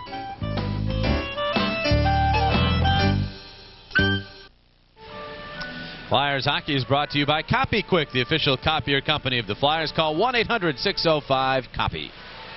Now, when you talk about standing in front of the net, Tim Kerr did that better than anybody, you know, and he certainly got a lot of goals by doing that. But look at the size and strength of that guy. You shake his hand, and yours disappears in his hand. Kjell Samuelsson shot from the point, deflected away. Now Mike Eastwood trying to get control, drops it back to Numminen. Numminen's pass off the back of the skate, picked up by Renberg in front for Leclerc. Bounced away from him, and now Eastwood has it for Winnipeg. And he'll chip one into the Philadelphia zone. Samuelsson back, gets there first. Icing is the call, according to Gord Brosiker. For Coach Terry Murray, I asked him this morning, where are you going to play Dale Hawerchuk? He says, I really don't know. Don't ask me that question, because a lot is dependent on whether Michael Renberg could play. And so, see me 10 minutes before a game? Yeah, that's a great thing for him to say when we're up here, eh? Run on down and talk to him. No, I can only do that once a game. These are not decisions that he's totally upset to have, though, Gary. He's got a lot of options now. With a guy like Hawerchuk. When you look at the lineup now, this is one of the few times all year where the Flyers have had everybody healthy. Yeah, you could have taken those back stairs down and talked to Terry. Here's Joel Otto getting the drawback to Desjardins. Skips in. Desjardins centering. Podin shot. Hawerchuk stones it. Podin had the puck, hit him up high, waited for it to drop down, and then got the shot off, but Hawerchuk had worked his way across the crease. Now Korolev trying to clear, couldn't. Corkum one-hands it, but now it's gobbled up by Mike Stapleton. He is indeed the son of former Chicago Blackhawks Pat Stapleton. Damnoff now pokes it into the Philadelphia zone. Hextall out of his net, around the boards. And Bob Corkum lays it out for Otto. Otto plays it in to the right of Hawerchuk, and Podin the first one there. Podin just rolls it behind the net. Otto there. Centering pass tipped away from Corkum, kept in by Desjardins. Rolls, hugs the dasher. Now it's picked up by Numminen. Gets a lot of ice time for this Winnipeg team. Teppo Numminen moving on in is Numminen. His pass intercepted by Hawerchuk. He was back-checking well, and he just clears the zone. That's one thing that Hawerchuk does exceptionally well, is coming back deep in his own zone. He really recognizes dangerous players on the ice and reacts very well to them. Vota's pass to Brind'Amour. Pokes it ahead to Hawerchuk. Hawerchuk swinging it back in the right wing for Brind'Amour. Brind'Amour now for Falloon cutting. Now Falloon back behind the net. Grabbed. Taken off by Thompson. There was jersey being tugged there. Falloon now centers behind his back. It goes all the way through to Dykhouse. Dykhouse to Hawerchuk. Makes the move. Taken down. Puck in the slot. And the Flyers could not get there. And then the Jets move up. 2-on-1 develops. 2-on-1. Shane Doan with it. The shot. Save. Hextall. He's got the rebound and he dares Shane Doan to take a shot at him. Doan declines. Now the first odd man rush for the Winnipeg Jets. And Doan trying to fire the puck through the legs of Peter Swoboda. Good positioning by Hextall, square to the shooter, and just let the puck hit him right in the chest. So Hextall's had 3 or 4 good saves that have kept the Winnipeg Jets off the scoreboard. 2.5 minutes remaining in this first period of play. Lindros back out. There's Leclerc and Renberg. The Legion of Doom. Here's Leclerc. Pass to Terry and joining the rush. He'll just gently play it into the Winnipeg zone. Bobby Boulin plays it right to Leclerc, but it hopped over his stick. Leclerc, though, then from his stomach, got it to Lindros, and fires a rocket high and wide. Perry keeps it in. Shot! Save! Bobby Boulin. Renberg trying to deflect that one. Now Lindros together with Eastwood. Leclerc gets to Renberg. Shot! And that one took off high and wide. Time from the point comes Samuelson. Bodies a man and then plays the puck nicely to Leclerc. Leclerc to Lindros. Lindros holding. Back to Leclerc! And he fired it wide. Fires with scoring chances, but not getting it on net. And Drake now able to get it by Leclerc out to center. Samuelson to Lindros, trying to take advantage of a change. Lindros moving in. Pass to Renberg. He stumbled just a bit. Now he gets to it. Renberg back to Lindros. Lindros to the corner. Player knocked down. Lindros swerving back around the other way now, and he ran into Darren Quinn, who plays it up the board. Darren trying to pinch. Steamrolls the youngster Guzmanov, whose helmet came off the crowd like that. Desjardins back for the puck in the Philadelphia zone. Haller to Klatt. Hopped over his stick, and now Jeff Finley gains control. Finley banking, and Chris King will wind it into the Philadelphia zone. Back is Dan Quinn. Quinn turned it over momentarily to Turcotte. Now it's kept in by Finley, who shovels one back to the corner. So the battle between Quinn and Turcotte continues. Now Haller joins in. King, and it's Desjardins effectively taking King off the play, and then getting the puck up to Semenoff, who's checked. Semenoff finds the puck now and gets to Trent Klatt. Klatt waiting. Firing for Quinn, and he'll poke it deep into the Winnipeg zone. Time remaining in the first period. Bottom right-hand corner of your screen is in the final minute. Dykhouse to Svoboda. Svoboda bounces one into the left of Bobby Boulin. Semenoff back. He and Newman in tangle up. Quinn trying to dig the puck free. Did, then turned around, didn't see it behind him. Dykhouse keeps it into Quinn. Quinn played it right to Newman, and who didn't get good control. Dykhouse will move in with it. Dykhouse to the circle. Dykhouse centers it, goes on through. Jets trying to counterattack, but getting back nicely was Dykhouse. His pass is to Podin outside on the right wing. Shawn Podin moves behind the net. Podin, good strength, turns around, and the net is off its moorings again, stopping play with just 6.5 seconds remaining in the period. Now the Flyers have put on a clinic here in this first period, the art of forechecking and puck control. And right now it's Bobby Boulin that has really kept the Winnipeg Jets in this game. 18-8 are the shots on goal. And they just have to continue applying that kind of pressure, because in the last 10 games, with the Jets are 5-4-1, they've allowed 42 goals. That's over 4 goals a game. So you have to take advantage of some defensive miscues, and the more pressure, the more forechecking you apply, the more turnovers are going to be there for your taking. Flyers with still enough time remaining in this period to try to get something going with this offensive zone draw. Brindamore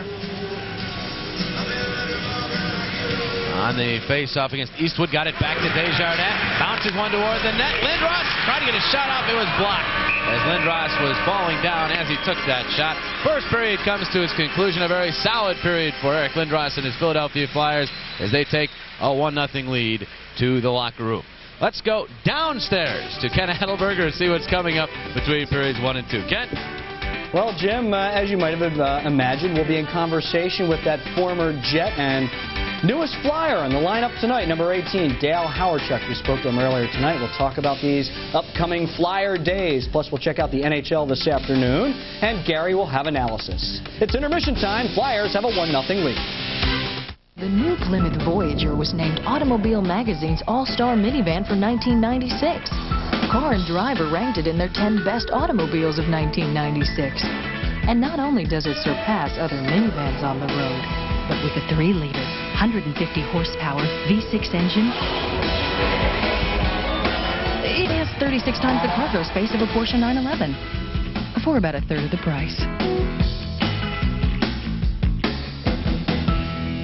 Is it true that 9 out of 10 people use this book? Sure would be. This one's well used. Like phone number for like hairdresser, like Life Without the Yellow Pages would be very expensive. We wanted to get a stork to put in our front yard to announce the baby. You found this under stork? Yeah. We use it a lot for Saturday day trips with our family. Are you one of the 9 out of 10? One of the 9. One of the 9. I'm one of the 9. How are you? Thank you for coming. Bell Atlantic, the heart of communication. Some credit card companies promise you'll get a lot of mileage out of their cards.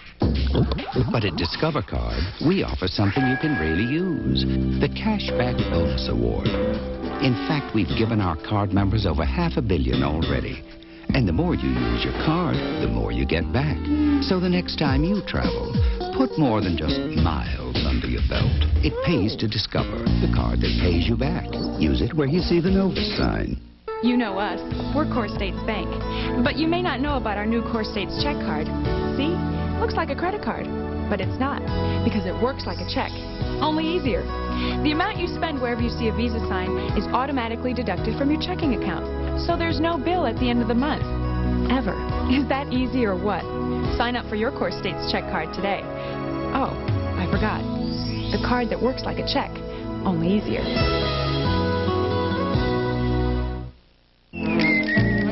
We welcome you back to the Core State Spectrum. We are through one period of play. The Flyers have a 1-0 lead over the Winnipeg Jets.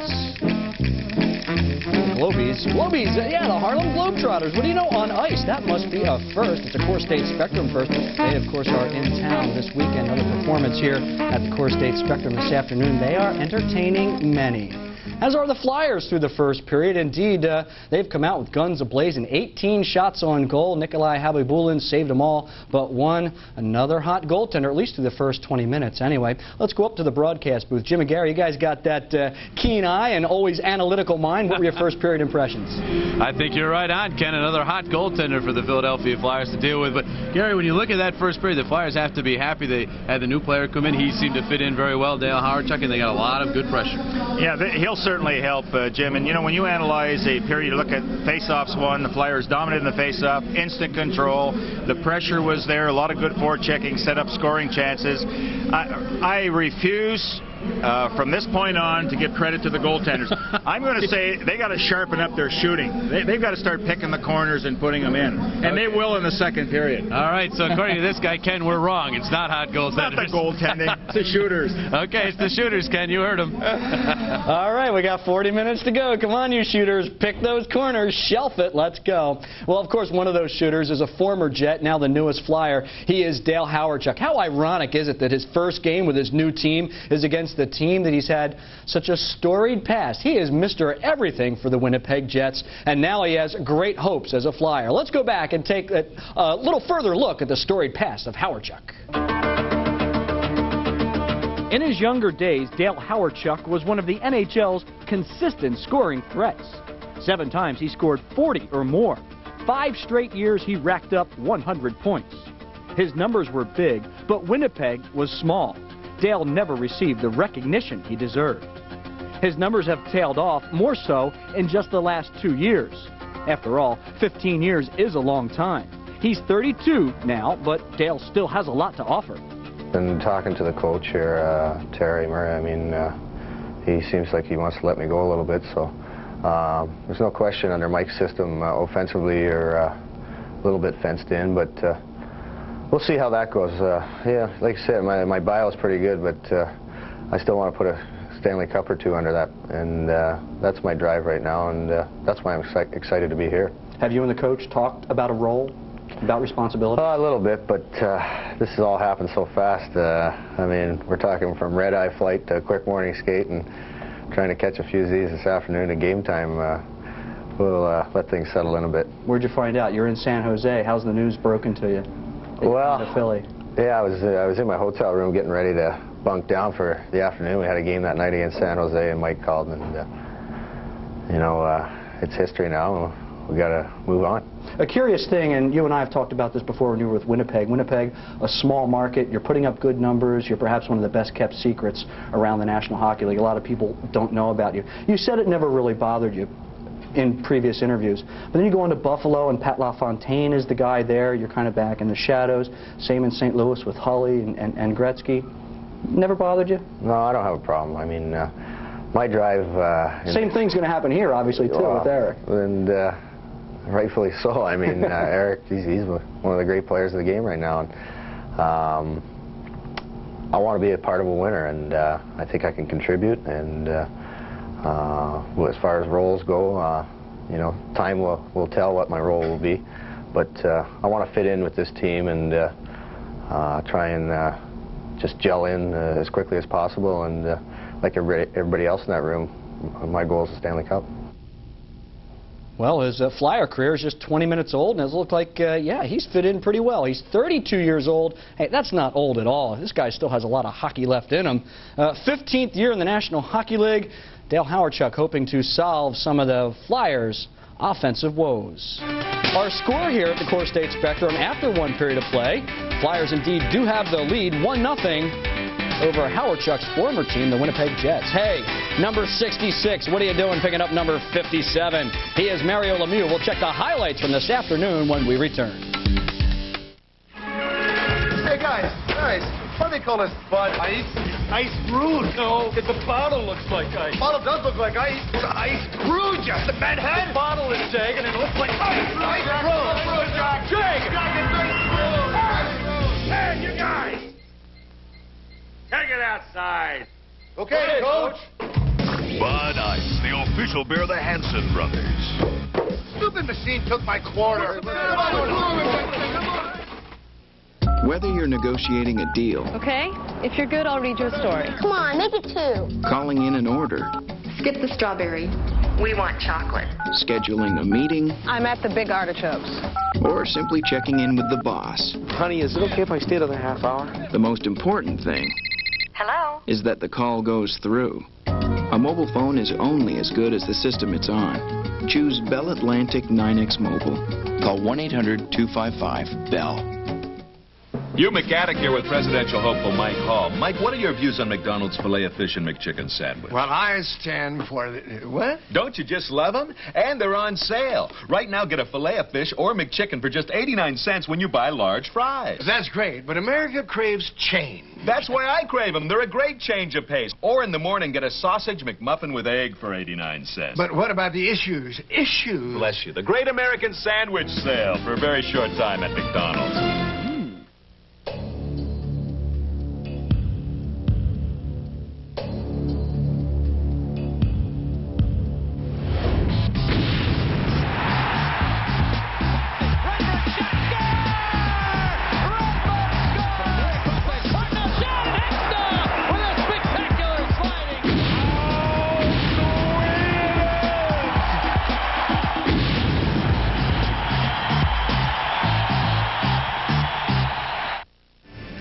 Our score from the Core State Spectrum after one period of play, the Flyers, courtesy John LeClaire, have a 1-0 lead over Winnipeg. One final to tell you about, that means it was an afternoon game. The Islanders going and looking to the future, going with youth. The Penguins looking for first place in the East. But it is the Islanders on the offensive first power play. Kenny Janssen, one of the newest Islanders, to Zygmunt Palffy on the rebound. His 36th of the year gave the Islanders a 1-0 lead. To the second period, things get a little rough. Watch the play in front of the net. Jaromir Jagr dumped by Darius Kasparaitis, and then Kasparaitis a few noogies to order as well. And Jaromir Jagr not taking it, fighting back. How do you like that? 1-1 in the second. Islanders take the lead. Brian McCabe actually on the pass that goes off the skate of one of the Penguins in front. 2-1 until Brian Smolinski ties it up with his 23rd. It's a 2-2 hockey game to the third period, and the Penguins will walk away with it. Look at the nice behind-the-back pass by Ron Francis to Marcus Naslund, his 19th, 3-2 Pittsburgh. And, oh yeah, number 57 of the year came on the power play. Mario Lemieux did indeed penetrate the goal-scoring column. 4-2 final there. Opening ceremonies have delayed the start in Montreal. They're early in the first. They are scoreless. Hartford's out in front by 2 over Buffalo, and one game is late. Here at Core State Spectrum, Flyers have themselves a 1-0 lead. 18 shots directed towards Nikolai Habibulin, and it's just a one-goal game. Analysis is next. My mom wants me to be an accountant. I want to play football. The Sports Authority has everything for football. Maybe even basketball. We got basketball, too. Or hockey. We've got it. Plus your favorite brand names. And salespeople really know their stuff. Well, the shaft of this stick is incredibly strong. Everyday low prices mean you never wait for a sale. You don't have to be an accountant to know you're saving money. The Sports Authority. You've never seen anything quite like it. When we received our first Consumer's Digest Best Buy Award, we were pleased. The second and third, very pleased indeed. The fourth, we were motivated. So during the Dodge Consumers Digest Best Buy celebration, get in on this Best Buy, Dodge Caravan. With available features like sliding doors on both sides and seats that roll in and out, you could say we thought of everything. Obviously, Consumers Digest thought a lot of Caravan too. See the friendly Dodge dealer near you. It's made us the biggest, the best, the most successful. We've been in business for 10 years, and we believe it's because we have this ad in the book. If you're going to spend your advertising dollars, the best place to spend it is in the Bell Atlantic Yellow Pages. Yep. You started the same year you decided? The same day. Oh, my. Just twice as nice. Twice as nice, indeed. How are you? Thank you for coming. Bell Atlantic, the heart of communication. Lots of action, just one goal in the first period scoring summary as John LeClair scored his 34th of the year. Rod Brindamore's 300th NHL assist. Pat Flute also a helper at 658. Flyers 1, Winnipeg no score.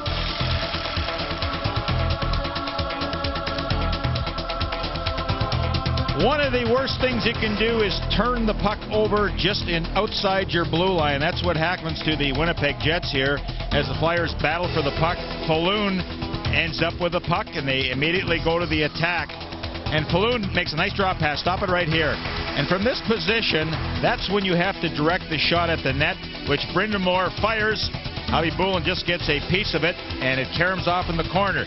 Now, stop it right there. Just out of your picture is Falloon. The safe play also is get it back into the corner where Rod Brindamore will immediately go. That's a planned play by the Flyers. Now, he nudges it ahead to LeClair. Stop it right there. Now, LeClair, as soon as he gets it, he has good positioning on the forward. Eastwood coming back, and he's just going to move in front of the net with size and strength and just keep whacking at it. Stop it right there for a second. You can see the official is in the corner. He can't really see if Hobby Bullen has possession or not. If there's no whistle, you keep whacking at it, and finally it goes in. Now, Hobby Bullen was not very impressed. He thought there should have been a stoppage in play. Anyway, that was the lone goal. Terry Murray had talked about the defenseman getting the puck through from the point. Here on the power play, Peter Swoboda lets fly. It got through. Joe Lotto got a shot at the rebound. Just didn't have enough on it to get across that line as Hobby Bullen made the save with the glove. 18 shots on goal. Dale Hawerchuk and LeClair had 3 each. 14-4 chances by the Flyers. Not much hitting in that first period. Again, dominating Flyers via the face-off. Flyers on their lone power play registered 4 shots. The Winnipeg Jets very ineffective when they were on the power play. Oh, the Flyers enter the second period with a 1-goal lead. Thanks to that guy right there. Second period coming up. The new Plymouth Voyager was named Automobile Magazine's All-Star Minivan for 1996. Car and Driver ranked it in their 10 best automobiles of 1996. And not only does it surpass other minivans on the road, but with a 3-liter, 150-horsepower V6 engine, it has 36 times the cargo space of a Porsche 911 for about a third of the price.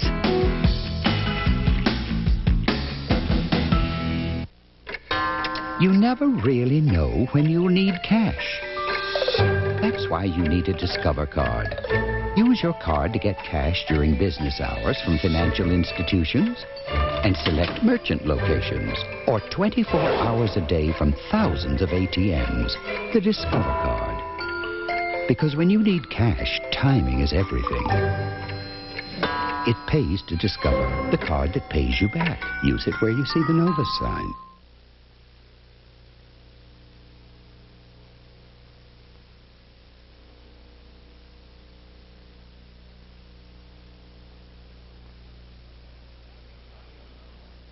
I've got another one. If you run an ad and no one sees it, does it make a sale? No. So put your ad where more people are looking to buy. 9 out of 10 use it. The genuine Bell Atlantic Yellow Pages. Bell Atlantic, the heart of communication. In the good old days, they played on clay and dirt, and they played their hearts out. in dusty, cramped arenas, and great old buildings that still echo with their memories and a history we'll never forget. History means a lot to us at Core States because our history of service to your banking needs goes back a long way too. But it's much more than just a memory. It's a tradition of service that's even more important to us today than it was back in the good old days. Travel provided by U.S. Air.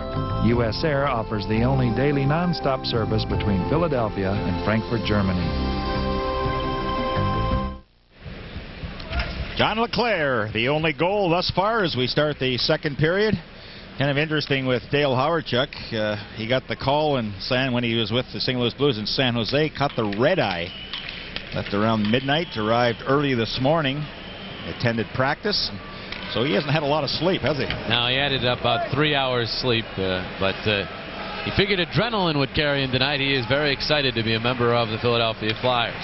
He's out there with Brindamore and Falloon to start this second period. 5-a-side hockey as Chris Therrien moves the puck to center. Gets poke checked there, but carrying on is Hawerchuk. Hawerchuk toward the slot, drops it back. Brindamore trying to find Falloon, never got through. And Mike Eastwood now moves the other way. Eastwood swinging to the right wing. His pass off the skate to Brindamore. Sets up Falloon, and Falloon starts back. At Falloon, hearing the ooh from the crowd, but he turns it over to Eastwood, who clears. Now Therrien will play it back to Shell Samuelson at the Flyers line. Samuelson to Falloon. Falloon got it to the Winnipeg line. Knocked down by Tverdovsky, but he turns it over to Brindamore. Brindamore studying, fired it in front. It went wide. Hawerchuk could not get there for a redirection. Samuelson uses his reach to keep the puck in his zone. Now Brindamore backhands one in on Hobby Bowen. Flyers changing players, and so Tverdovsky able to play it out of the zone. Deflected into the Philadelphia end as Kevin Haller goes back. Lindros line is out. Here's the pass to LeClair. LeClair muscling his way through Stapleton. Manson now banking it back to the center zone. Desjardins over there. And it finally winds up in the stick of Darren Quint. Quint gets to Korolev, the former St. Louis Blue, one-handing it in on Hextall. Hextall simply banks it out to the neutral zone. Right there is Dave Manson. Back into the Philadelphia end it goes. And it's 17 seconds into this second period. Haller, pass tipped by LeClair, gathered by Lindros. He just plays it up to Renberg. Renberg speeding his way through the neutral zone, but his pass off for Desjardins. Flyers were offside. The puck bounces right back out in front as they were regaining the line. There's no whistle and play continues. The Jets nearly turned that one into a goal. You never know what's going to happen with those dividers in the glass there. Michael Renberg. Cross ice pass to Haller. Kevin Haller finds some ice room. Haller in the left wing. Quick pass to LeClair off his skate. Lindros trying to follow up. He is checked, though, two Jets players there, and Quint able to play it out of the zone. Tell you, the last 8 games, Lindros has found the going very difficult because that certainly is the game plan of the opposition. Get on Lindros every opportunity. Don't give him room. Lindros to Klatt, and he jabs one wide. So Eric Still, despite not having much room, able to set Klatt up, but Klatt could not finish. Flyers still looking for more. Quint is back there. Now Klatt picks it up. Klatt centered. It got through Lindros and all the way out to center. Peter Sabota swings over and just dishes back into Winnipeg ice. Manson. Cross ice handled nicely by Darren Turcotte. Turcotte lays it in. Dykhouse back to Guzmanov. Dykhouse, Turcotte now, and it's Guzmanov coming away with it. Guzmanov then ridden by Dykhouse. Quinn trying to find the puck. It does. Up the boards for Semenov. And Semenov able to fend off Newman, and the puck rolls out of the Philadelphia zone. Back now, a pass. Finley misses connections. All the way down it goes. No icing. Dykhouse retrieves. Now Dykhouse to Peter Sabota. Right back to Dykhouse. Able to dodge one check, but then it's stripped by Chad Kilger. Kilger, number 1 pick of the Anaheim Mighty Ducks this year. One shot, stop the back out in front. Tipped wide by Shane Doan. Best chance of the night for the Jets, but Doan unable to get that one in. Now Finley back. Finley's pass to Kilger. To Jeff Finley, who spent parts of 2 years in the Philadelphia organization. Able to get the puck deep, and now Rod Brindamore. Brindamore with goals in each of his last 2 games. Back to Falloon for the shot, and Hobby Bowen makes the save with a blocker. Now Oleg Tverdovsky. Lots some room, nice deep. Tverdovsky, right wing feed, smothered by Falloon. Quick pass to Brindamore, but Hawerchuk beat him in. Offsides the call. Almost 4 minutes in, period number 2. Flyers still holding the 1-goal advantage.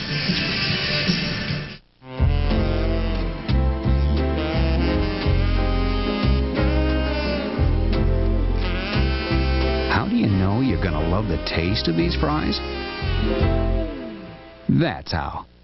There's nothing like the world-famous taste of McDonald's crispy golden French fries, especially when you can enjoy a large order of them in an extra value meal with a medium ice-cold Coke starting at just $2.99. Have you had your break today? Sunny skies. You go to pass a slow-moving motorist. The road ahead appears clear. Suddenly, the semi comes out of nowhere. Which would you rather have for your defense? Dual airbags, or what's been called the best V6 engine in the world? How about both? The Maxima from Nissan. Lease the 96 Maxima GXE with automatic transmission for $0 down and $299 a month for 39 months. Next season, the Phantoms, the Flyers' new AHL affiliate, will open their inaugural season right here in the Core State Spectrum. You can get ticket information and get your name placed on the mailing list right now. All you have to do is call 215-465-4500.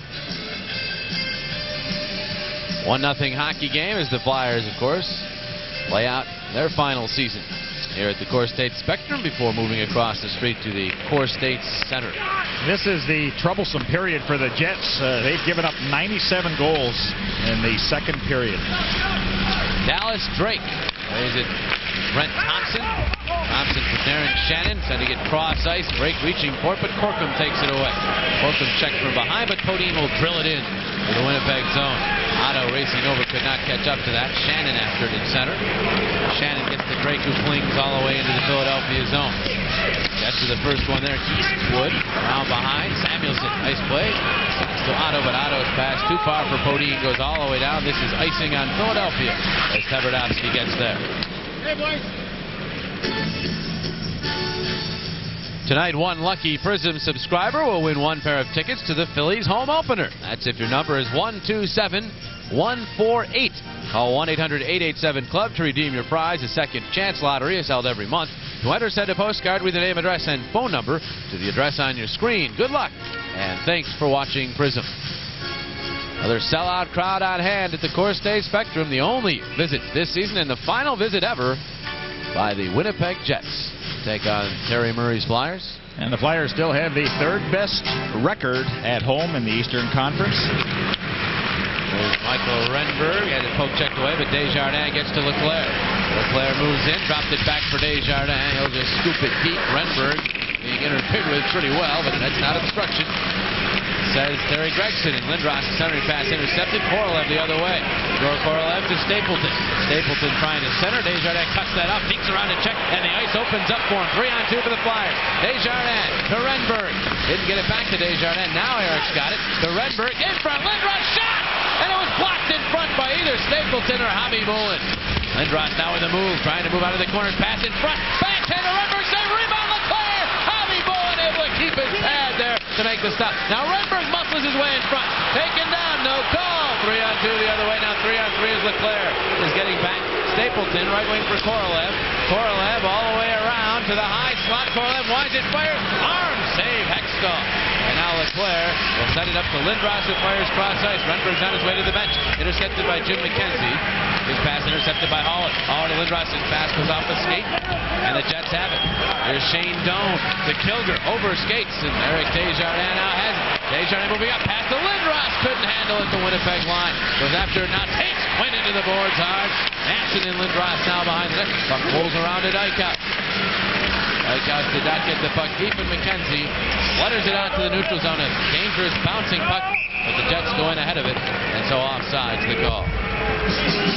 Now the frustration of the Philadelphia Flyers continue, especially the Legion of Doom line. They registered 6 shots in the first period, and they continue to do it. You know, Renberg, I don't think that one reached it, but 1, 2, and when you're in that close, it's very difficult to elevate the puck, as both of those chances by John Leclerc just went right into the pad of Hobby Bolin. Lindros on a good setup from Michael Renberg let fly with a good shot. That was probably the best scoring chance that the Flyers have had in this second period. Once again, a heavy advantage for the Flyers in the shots category. They've been out shooting opponents regularly in recent games. Brent Thompson keeping the puck and redirected in on Hextall by Turcotte. And Hexie was alert to make the kick stop. Now Seminoff pushes it out to Quinn. Quinn plays it in. Trent Platt will chase. Platt beating Tverdovsky to the puck. Grabbed by Tverdovsky. No call, and Turcotte goes the other way. Darren Turcotte plays it right wing. Seminoff getting back very well to intercept. Seminoff now loses the puck for Dykhouse, who wasn't ready for it. It goes to King.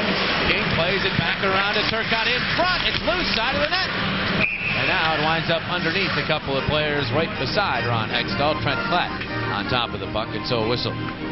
See, with Seminoff, he had the puck a couple of strides inside his own blue line. He elected to come deep in his own zone, and that's when the trouble really started. I mean, when you have the puck inside right there, get it out in the neutral zone. Watch the problem that exists right here. By going back deep in your own zone, you make a pass that you're not expecting, and all of a sudden the Winnipeg Jets put on a little pressure, and it took a Hextall save to prevent any scoring by Winnipeg. Safe play, especially when you're nursing a one-goal lead. No reason to take chances and to be fancy. Charles Samuelson checked out in front. Eastwood a chop at it, but it was blocked.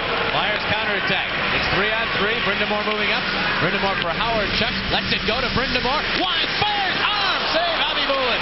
And now it's 2-on-1 the other way unless Charles Samuelson can get back, and he will. Manson moving in. Stops. Manson holding. And sending it in front, bounces to Drake, and he couldn't get a good shot off. It just dribbled off his stick wide. Hawerchuk clears the zone. Hansen again. Banks, hoping for Darren Shannon. He and Samuelson go to the boards. Shannon riding Samuelson in. Darren takes Drake off, and now Drake gets to it, centers it in front. Shot, Finley blocked in front. And Hawerchuk has the puck. And he just banks it, hit the linesman. Hawerchuk gets it back, and he'll play it in. Flyers will go for a shift change. 12.5 remaining here in the second period. Don LeClair's first period goal, the only marker. Another low-scoring affair. Finley plays it into Philadelphia. He's Haller back. Korolev's right on him. Korolev bumps into him. Haller trying to kick the puck. It does to Desjardins. Desjardins, nice play to Lindros. Eric Lindros steamrolling up with it. Lindros inside, outside. Now the pass. Renberg shot. Save. Hobby Bullen. Renberg in front. LeClair, and he banned on the one-timer. And Hobby Bullen jumps out on top of the puck. And here we go again. Nikolai Hobby Bullen with another big stop. It's still 1-0 Philadelphia.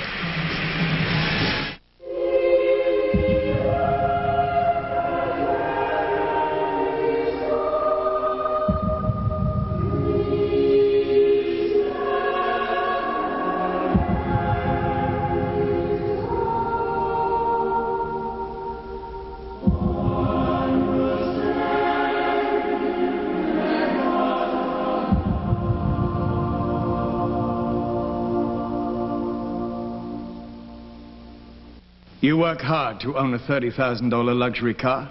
Finally, there's a company that works just as hard to build one. Introducing the extraordinary i30. Through innovative technology and revolutionary design, Infiniti has created a car that offers you the flagship styling, space, and performance you deserve. And as you can see, hard work has its rewards. Now, for a limited time, lease the Infiniti i30 with no down payment. Your Philadelphia area Mitsubishi dealers and Mitsubishi Motor Sales of America are proud to make a contribution to the Flyers' Wives Fight for Lives every time Eric Lindros scores a goal. You can score too by test driving a new 1996 model at your local Mitsubishi dealer. Now the last rush by the Lindros line. Michael Renberg getting an excellent chance, but you know that Hobby Bullen keeps playing like this. It's given the rest of the team a lot of confidence because they've also generated some good offense here in this second period against the Flyers goaltender Hextall. Otto will get to the puck off the draw, back to Desjardins. Desjardins steering it in, Otto after. Otto pass to Corkum. Corkum back for Otto with Stapleton riding him. Otto tried to center but didn't get much mustard on that, and Newman intercepted. Here's Korolev. Dropping it back, Flyers to it. Corkum, rink wide, Podin picks it up. Shawn Podin moving in, wrapped up by Finley. Podin takes the puck, go to Otto. Good strength by Podin. Now Otto trying to work away from Stapleton. Otto muscled his way to the side of the net, but it was jabbed away there. Now Newman in, airborne, got it out to center off the glove of Corkum. Picked up by Korolev. Just bounce a weak shot in on Hextall. Hextall stuffs the puck around for Corkum. Jets are all over that. Shane Doan. Doan moves to Korolev. Bumped by Desjardins. Haller comes in, and Haller got to Podin. Podin could not poke the puck by big Dave Manson, who came in to pinch. Now Haller goes back to get it 9 minutes in with his second period of play. Shawn Podin will send a pop fly into the Winnipeg zone as the Flyers change players. Jets try to take advantage of the change. Here's a pass. Flying in is Kilger. He can really skate. Kilger ridden in hard by Terry. Took him off marvelously there. And then Lindros sends it all the way down. Kostarian continues to impress with his fine hitting. Every opportunity, he really is starting to hurt some players when he knocks them in the boards. Dave Manson, who's been known to hurt some players here and there too with heavy checks. But he has a mean streak in him. Yes, he does. Kilger now plays it in. Hextall one-handed. Lindros to it. Lined outlet that bounces out, and the Flyers run racing up is Leclerc. Leclerc to Renberg. Reaches the backhander save. Rebound. Newman kicks it out of the slot area, and McKenzie clears his own. Leclerc's right back on it. John Leclerc flying in. Swings wide all the way around. Leclerc to the other side now. Centers. Svoboda could not get there for the shot. The arm is up, though, from Gregson, and the Flyers will get a power play. An interference call signaled, and the Flyers will get man advantage number 2. John Leclerc is absolutely tearing around on that ice. I mean, he is at top speed. The result is good control. And finally, the Winnipeg Jets have to take a penalty because of the way this Legion of Doom line is working the corners and in front of the net. Winnipeg So number 18, Chad Kilger for interference. Draws the penalty against Michael Renberg right in front of the net on the takedown. But while all this was happening, John Leclerc was having a heyday, just skating all over with that puck. Didn't realize he was that quick. Well, when he gets the motor running, he can go. Mark Riccardi of Oakland, New Jersey, the McDonald's Power Play Payoff contestant. $100 up for grabs and a $25 Modell's gift certificate. Brindamore, Quinn, Falloon. Up front, Hawerchuk and Dykhouse are the point men. The Lindros, Leclerc, Otto trio will then come out for the second part of the power play should this unit not score. Brindamore ready against Darren Turcotte. And Gord Brosker decides to drop the puck. He does. Turcotte gets it back to Manson. And Dave Manson clears. Flyers won for their last 32. With the man advantage, they're hoping they can get it going. Hoping Dale Hawerchuk can help in that regard, but Falloon steps in ahead of Quinn on an offsides play, and then a high check that the crowd did not like. Face off in the neutral zone. I think Falloon is going to get a penalty. Falloon is penalized. So that power play for the Flyers lasts all of Flyers 16 penalty seconds. number 15, Pat Falloon, 2 minutes for interference. Now, Pat Falloon was trying to get on side and ran into a Winnipeg Jet, and that was the, I guess if you want to call that the obstruction call, that dreaded obstruction. They're ruling that Falloon intentionally knocked down the Winnipeg player, trying to lead to an odd man situation for Philadelphia, but I agree with you, Gary. I thought he was just trying to get onside, but that was not the ruling from Terry Gregson, so Terry Murray's team now in a 4-on-4 situation. And a brief Winnipeg power play in a minute and 44 seconds. Eric Desjardins out with Haller, Brindamore, and Hawerchuk. Flyers retreat all the way back behind their own net, and now are in some trouble as the puck is knocked away by Jamnov. Stepping in is Korolev. Korolev wrapped up by Hawerchuk effectively. That allows Desjardins to get to Haller. Kevin Hall moving up with it. Pass to Brindamore. He left it back. Hawerchuk has skated by on the other side. Jamnov now moves in. Jamnov taken down. No call. Desjardins looks to head back the other way. Pass to Hawerchuk. Hawerchuk will just bounce one in. Brindamore couldn't get there as Tverdovsky shielded it away. And now Tverdovsky moves up.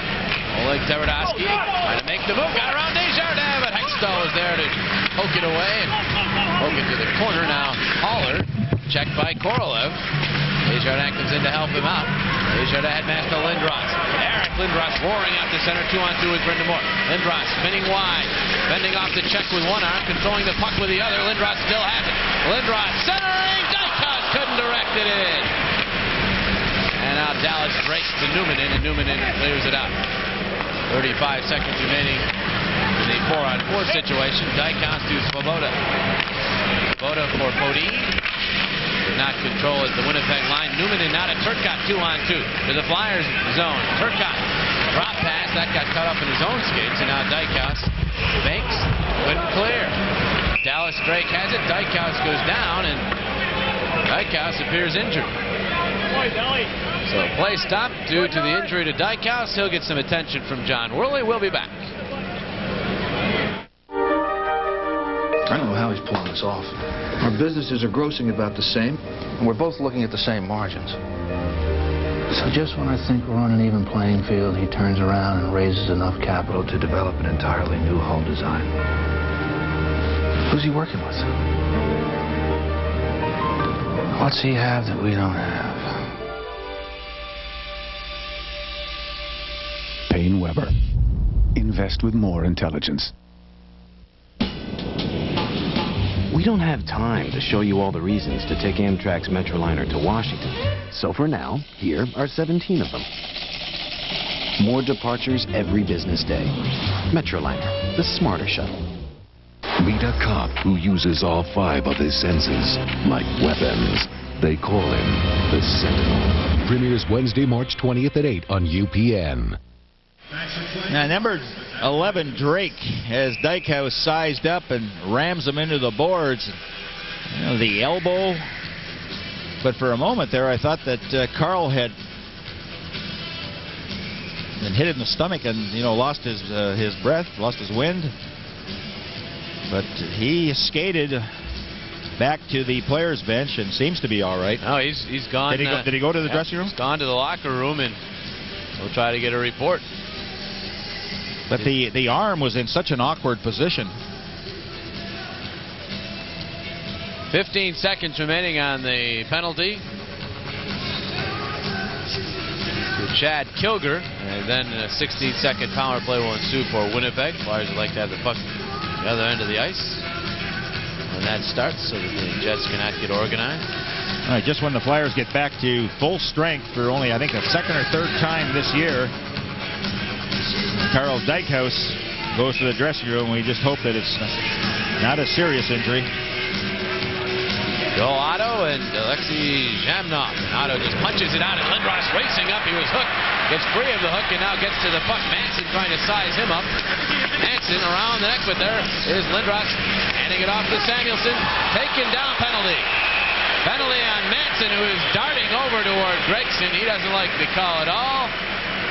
Gregson has been suspended in his career for abusing an official before. He has that fuse, and when his temper goes, it really goes. And he is not happy right at this particular moment. I guess slamming the door is the way he feels, but he could have been called on Lindros, and then he just let go at the right moment and grabbed a hold of Samuelson. And he is absolutely livid about the call. That's a hockey player's face right there. He is not happy. Yeah, he can be his own worst enemy. You know, he needs to have more patience and maturity on the ice, you know, instead of running all over into different positions. What it all means, the Flyers have an oh-so-brief 4-on-3 power play, just 1 second remaining in Kilger's penalty. Then it will even up for 16 seconds, and then the Flyers go back to a relatively substantial power play. Off the draw, Lindros' shot is smothered by Javi Bulin. That one developed very quickly, but it was a quality chance. I think a lot of the Flyers now are starting to talk to themselves what has transpired here, but you know, the responsibility of a center iceman is when you lose a draw, you have to make sure that the opposing centerman, which was Lindros, does not grab a hold of that puck and get in there for a scoring chance. So Stapleton did not do a very good job against Lindros, and kind of a mismatch as far as size is concerned. Hats off to the Philadelphia Flyers. For every hat trick scored, Core States Bank will make a contribution to the Flyers Wives Fight for Lives Carnival. Dan Quinn. Stapleton. Quinn gets it back to Desjardins. Winds it, fires wide. Drake. Forced by Svoboda. Newman playing it to the open wing, and Stapleton chases it down. Stapleton's pass off of Leclerc. Flyers are now on the power play. Peggy Toms of Barrington is the McDonald's power play payoff contestant. $125 in the jackpot. Svoboda and Desjardins are the point men. Lindros, Leclerc, and Otto up front. Here's Leclerc. Moving in, Leclerc to the slot. Drops it back. Lindros tried the pass for Otto and missed connections. Crowd was urging Eric to shoot there. Svoboda to Lindros. Muscling his way to the slot. Lindros. Whacked that by Stapleton, but Lindros carries all the way around. Lindros now to Svoboda. Svoboda to Desjardins. Flyers are set up. Leclerc is in front. Desjardins to Svoboda. Now Lindros. And he sent it wide. Looks like a redirection try by Otto, but missed the net. Now Drake. And he just falls down on top of the puck. He'll take the face-off in his own zone. 56 seconds remaining. And obviously upset right here is Drake. He thought the Flyers were guilty of interference on the previous rush behind the play. Now you better not antagonize Gregson very much longer, or you're going to get a bench minor. But with Eric Lindros, you know, he is such a unselfish player, always trying to make the perfect play. And I think it just skipped off the stick, excuse me, of Newmanen, and just went out of the reach of Joel Otto's stick. Gesundheit. Thank you. Oh, my goodness. Or Hobby Bullen. Sometimes I think that's what I'm saying when I say Hobby Bullen's name. Gesundheit. Anyhow. Gary's still fighting the effects of the head cold, as you all got a pretty good idea of right there. Brindamore, Hawerchuk, and Falloon now for the Flyers with still almost a minute of power play time available. Lindros has shifted back to a point now with Desjardins. And Tverdovsky comes away with the puck. Tverdovsky will play it all the way down. Carl Dykhouse has returned to the Flyers bench. Appears to be all right. There's Desjardins. Blasting it in. Ricochets around. Brindamore. To Hawerchuk. Hawerchuk and Brindamore getting tangled up on the net. Now Brindamore pushing it to the board, trying to get it back to the point, but it goes off of King up over the glass and out of play. Yeah, for Dale Hawerchuk, his first appearance, and with the 3 shots that he had in the first period, one very close to going in when he was positioned behind the net. Actually, I'm surprised that Terry Murray is playing him as much as he has. Carl Dykhouse, a slight strain on his elbow, but he's back on the bench, and interesting to see how much he plays from here on in. Still 29 seconds remaining on the Flyers' power play.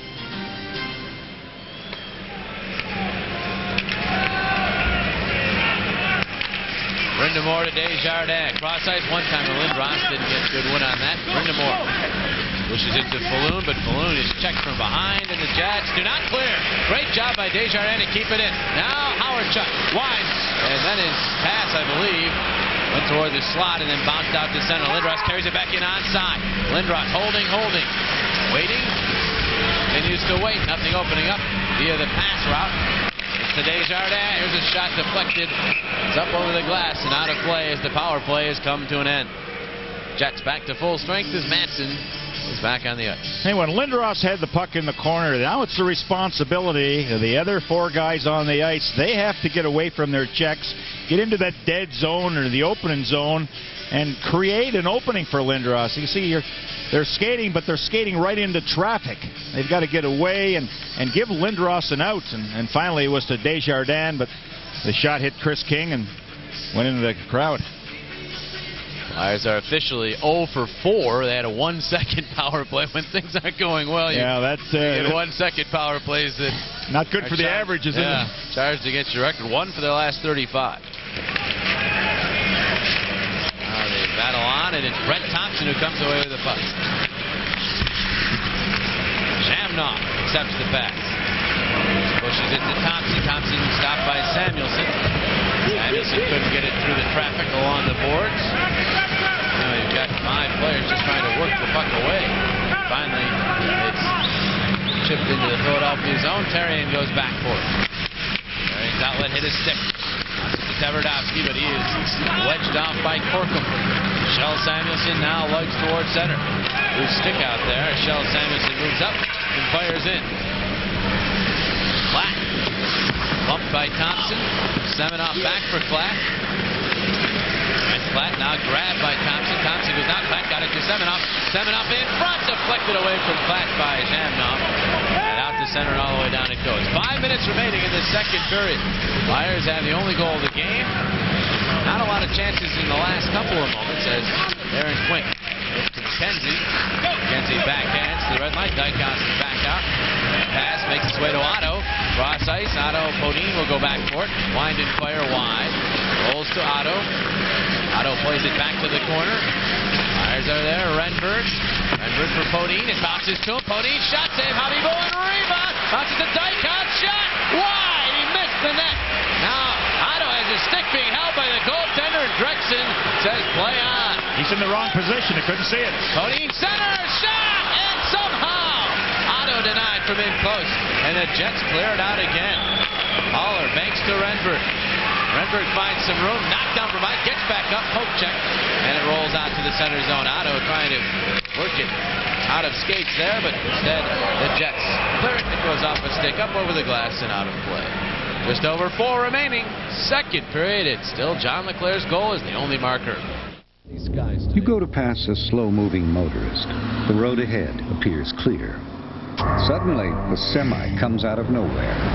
Which would you rather have for your defense?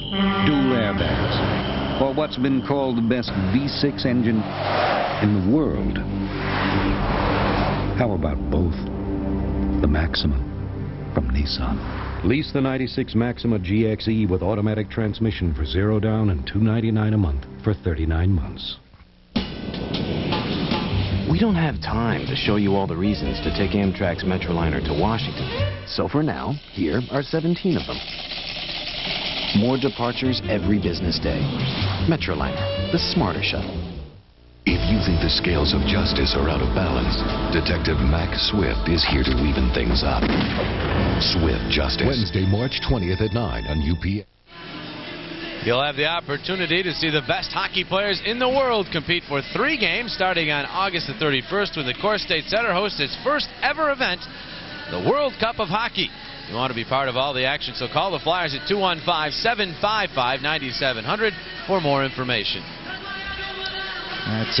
Terry Murray now starting to experiment and put different combinations together as we look at Dominic Roussel. Played some excellent games in a Flyer uniform. And, of course, had the 1 full season under Terry Simpson when Simpson was the coach in Philadelphia, and John Paddock familiar with Roussel from his days in Hershey, so there's a reason why they went out and got him. Of course, the Flyers picked up Tim Cheveldae, goaltender who is now in Hershey in the trade for Roussel.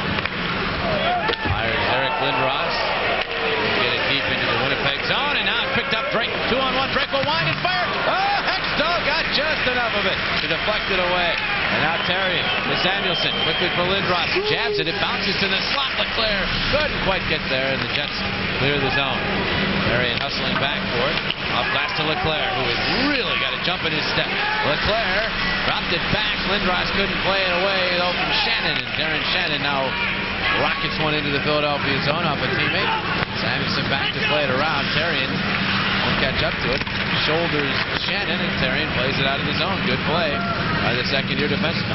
Manson, Darren Quint. Back to Manson, moving up. His pass off of Quint's skate. Lindros trying to get to it, but Quint is there first. Quint, though, stopped this time, and Lindros banks in. Right to Manson. Manson for Stapleton. Stapleton turns away from the forechecking of LeClair. Now moves away from Lindros. Lindros uses the reach to poke the puck away, though. And Lindros now with a pass that was tipped and bounces to Quint. Quint able to clear it in. Brindamore now, where Lindros is out on a long shift. Lindros moving in for Hawerchuk. Passes well behind him. And Korolev just clears it to the red line. Desjardins back in, but Korolev to Quint. Out of center zone play is Stapleton now. Fires in from the red line. Korolev chopping at it, picked up by Janmark, centered. Stapleton was marked by Hawerchuk. It bounces through to Tverdovsky. His shot was off the shoulder of Hextall. Korolev picks it up. Korolev now spinning on Desjardins. Korolev still able to control. Back comes Falloon. Falloon starts up. Falloon to Hawerchuk. Hawerchuk to Falloon. Over skates. And then his blind pass goes through 3 players. Chris King gobbles it up and moves up. Chris King. Poke check beautifully. Now Brindamore has it. Brindamore to Podin. Onside breakaway. Podin. Deep. Shot. He scored. Beautiful move by Podin. He beats Tommy Bullen. 2-0 Philadelphia. Wow. That took a long time for the Flyers finally to get another goal. But we had said that when a teammate has the puck, you create an opening, and Podin cut right between the 2 defensemen. He's home free. Watch the little move he makes, a little shuffle, and then he got it upstairs. Had Hobby Bullen making the first move. So, executed beautifully by Rod Brindamore. Nice little move. And Hobby Bullen came so close to grabbing that with his trapper. Shawn Podin's 11th of the year. He is one of the Flyers who's been getting some chances in recent games and been unable to put them away. He finished on that one. Flyers looking for more. Here's Otto. Otto behind the net, stuffed it out in front. It rolls right on through the crease. Orkham unable to get to it. It's King now. Plays to Brent Thompson. Thompson just bounces one to the Flyer line. Samuelson gobbles it up. Long outlet, rink wide, on the money for Podin. His pass could not be handled by Otto. It was off his skate. And now Newman in just thanks to the Philadelphia zone. Now that assist by Rod Brindamore was his 300th in the National Hockey League. So 300. He actually picked up his 300th. That's 301. Yes, 301 as Desjardins goes back to Lindros. And Lindros finds Renberg 2-on-2 with Leclerc. Renberg on the right wing, drop past Leclerc. Swinging in is Leclerc. Centering Renberg. Turning, firing, block. Rebound. Renberg's shot as Desjardins was all ready to blast, but Renberg didn't see him coming, and now the puck out to center and just played back in. There's 45 seconds remaining in the period as Finley goes to Eastwood. Mike Eastwood moving well. Eastwood centers. There's Drake. Shot. Save. Hextall. And he jumps on top of the rebound with Darren Shannon standing nearby. Well, it's that last minute of a period that you have to be so cautious about. The Flyers definitely want to go into the dressing room with that 2-goal lead. So a good attack here by the Jets. Eastwood scoring 2 goals in his last game against the Maple Leafs. Sets up Drake. And Hextall found that puck through a screen. Drake shot it right past Haller. And Hextall again square to the shooter. 300 and 301 in this game this evening. And the team leading 52 for the year. Brindamore now with 2 goals and 2 assists in his last 3 games played as he is beginning to put the numbers on the board once again. Yeah, he'd gone 5 games there, Jim. We were beginning to wonder what happened to Rod Brindamore, but he's picked it up for the Flyers at the right time. Jammed off to Stapleton. Point shot. Manson goes wide. Hawerchuk to the carob. Hawerchuk playing it just out of the reach of Brindamore. They say no icing. And Manson gets to Quint. And he'll just play it out of the zone, and Therrien will hustle back to get to it in the waning moments of period number 2. Therrien's pass, a little bit of 2-line pass. They wave off icing once again as Manson is back to gather. And now Dave Manson will just pass to Quint. And Darren Quint to the red line. Runs out of time to get off the shot. Fired it anyhow, but wide of the net. Period comes to its conclusion. The Flyers once again get the only goal of the period, and Ron Hextall stops all of the scoring bids by the Winnipeg Jets. So the Flyers with a 2-0 lead after 40 minutes of play. Let's go downstairs to Ken Adelberger. Thanks very much, Jim. In this intermission, we'll be talking with a former Flyer who's now a Winnipeg Jet. Yeah, a little role reversal here. He is Dominic Roussel tonight, backing up Nikolai Habibulin. We'll talk about what happened to him this year. Plus, we'll have Ranger highlights from the Molson Center. It's open. All that and more. Stay tuned. After driving through Botswana's never-ending supply of lime, we came upon the largest animal of the land, the African elephant. These massive creatures can plough over trees with the butt of their heads. And spectators best stand clear, for they can pick up objects weighing nearly 2 tons. The preceding has been brought to you by the powerful all-new Nissan Pathfinder, now with 20% more cargo room to help you haul big things around. Was it good? It was better than that. How good? The best. What did you like the most? The excitement. I can't imagine how it can get any better. I can. Oh, how's that? We could do it again. Trump's Castle Casino Resort. Once is never enough.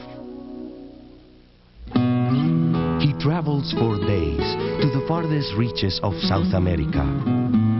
He carefully selects only the finest beans. And after they're roasted to perfection, only then will you hear him say, "Time to make the coffee." Dunkin' Donuts coffee, brewed fresh all day long. Now get this special Flyers mug filled with delicious Dunkin' Donuts coffee for a great price.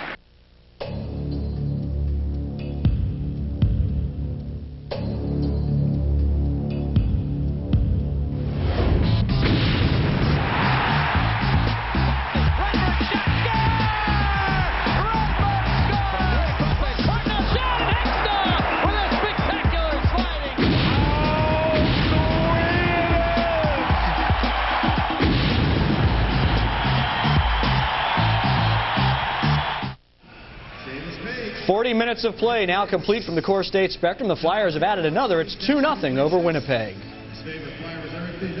Welcome back, everybody, to our intermission studios. The Flyers throwing everything at Winnipeg goaltender Nikolai Habibulin. 29 shots his directions. Flyers have definitely come out gunning in this one. But Jim and Gary, it's the goaltender at the other end of the ice, Ron Hextall, who's not seeing a lot of action. How does he have to approach this kind of a game? Tell you what, Ken, it's very easy to forget Ron Hextall in a game like this because the puck has been in the Winnipeg end so much and the Flyers are applying all that pressure. But Gary, you say that's the toughest kind of game for a goaltender. Absolutely. You know, sometimes you lose your focus and your concentration. You let your mind wander. And Hextall tonight, you know, he's been very focused. He hasn't let that happen to him. And you know, the Winnipeg Jets had about 4 or 5 good scoring chances. Hextall made the save when the score was 1-0. And believe me, coming down in the last 15 games, there's a lot of pressure on the Flyers, you know, to excel and win some games. More so on Hextall. He's got to, you know, play the way he's capable of playing, and right now he's doing it. He is really the key if the Flyers are going to advance. He's certainly rising to the occasion in this one, and that's why he's still in the top 5 of the league in goals against average. Ken? Thanks, Jim. Let's stay with our goaltending motif, but just move down to the other bench, the Winnipeg bench. The backup tonight is Dominic Roussel, who, of course, is a former Flyer, traded about 3 weeks ago to Winnipeg for Tim Cheveldae, who's in Hershey. Earlier, we talked to Dominic, who is happy to finally be back in the NHL and playing, though he's not playing a lot. We talked about the 95-96 season and how frustrating it's been. To his credit, Dominic Roussel was undaunted, always cool under pressure. It is in his nature not to get too high or too low. When he didn't play for better than 3 months, he made the best of a bad situation by going to Hershey. He hoped for a trade. He got one, but not before he did a little soul-searching. You know, it was a tough experience, but it made me think a lot about my career and a lot about how much I love hockey, too. And because sometimes you're thinking, you know, do I want to do something else? You start to wonder because it's getting tough, you're not playing and everything. So sometimes it goes through your mind, and it made me realize how much I love hockey, and I wanted to get a chance to play and get back in between the pipes and just enjoy playing. What other job was out there that you could have done? what else? General manager, maybe. Oh, then you could just trade yourself wherever you want. Yeah, exactly. Any bitter feelings, any ill feelings towards Philadelphia for what you've had to endure? No.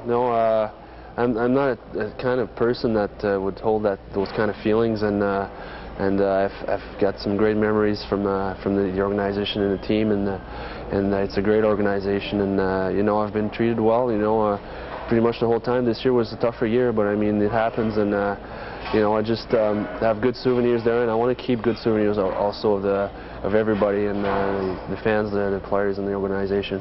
What souvenir, what memory might be or is the fondest? There's a few of them. My first year in the league, of course. First opportunity in the NHL with the Flyers, and also last year. Last year was great. It was just a fun year.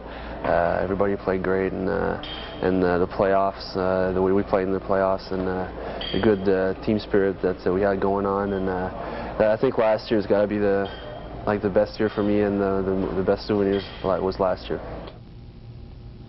Dominic Roussel, now of the Winnipeg Jets. There you see his career record with the Flyers. He's actually the goaltender of record in 2 games for the Jets this year. He started on Tuesday in Detroit, lost that one 5-2. He is 1-1 on the year. Dominic Roussel, one of the newest Winnipeg Jets.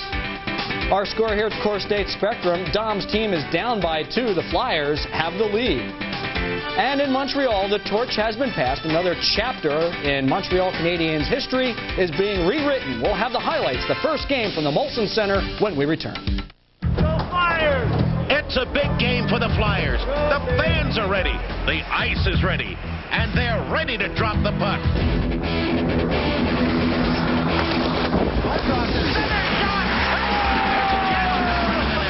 Hey, Flyer fans, celebrate the hottest game in town with the coldest beer on ice. Smooth, refreshing Bud Ice, the official beer of the NHL. It is a unique procedure. It is called arthroscopic microdiscectomy.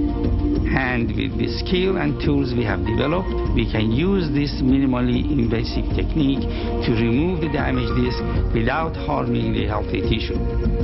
Our patients can be back on their feet the same day. Medical College of Pennsylvania Hospital, a leader in advanced medicine. When we received our first Consumers Digest Best Buy Award, we were pleased. The second and third, very pleased indeed. The fourth, we were motivated. So during the Dodge Consumers Digest Best Buy celebration, save on this Best Buy. Dodge Stratus, with more standard features than Contour, Altima, or Accord. And with $1,000 cash back or 1.9 financing, this Best Buy simply can't get any better. See the friendly Dodge dealer near you. Weeknights on the Discovery Channel. When you least expect it. Where you would never believe. What would you do for a meal? Every weeknight, all week, alone or with a group. Underwater, in the air, on the run. Follow the food chain and see where it leads. Predators and prey on Wild Discovery. Every weeknight, always at 9 Mountain, 8 Pacific, only on the Discovery Channel. Explore your world. It's intermission time at the Core State Spectrum. The Flyers holding a 2-0 lead over the Winnipeg Jets. Time to check out the out-of-town action. The first ever game.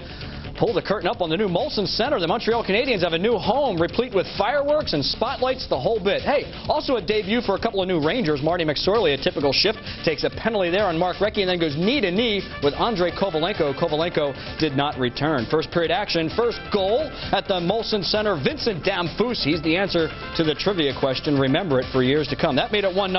1-1 in the first, 2-man advantage. Damphousse has the second Montreal goal ever scored at the Molson Center. They have a 2-1 lead over the Rangers. 4-2, Pittsburgh over the Islanders. That was an afternoon action. Andrei Nicolishin and Brendan Shanahan, the goal scorers for the Whalers. They lead by 2. Edmonton and L.A. a bit later on.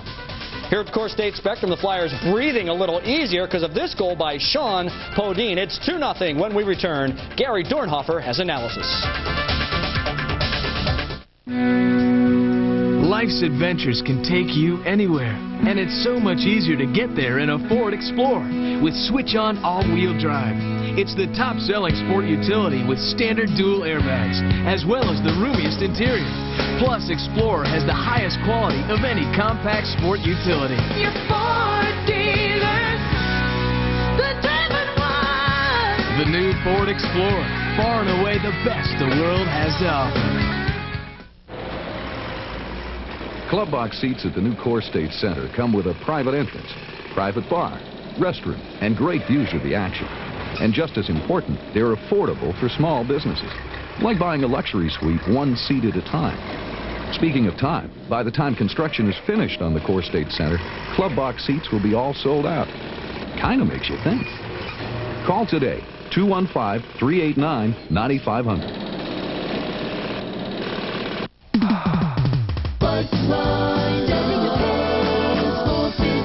This weekend, Bikeline blasts into spring with 3 days to save on all specialized bicycles and accessories in stock. Save on the Sport Rock mountain bike and the Crossroads Cruise cross-terrain bike. Save on specialized accessories like the Air Express helmet, just $19.99, and the Crossroads gloves, just $12.88. And save on the Speed Zone computer, preview headlight, and much more. So stop by any of Bikeline's 42 tri-state locations this weekend for the biggest savings on bicycles and accessories of the year. You work hard to own a $30,000 luxury car. Finally, there's a company that works just as hard to build one. Introducing the extraordinary i30.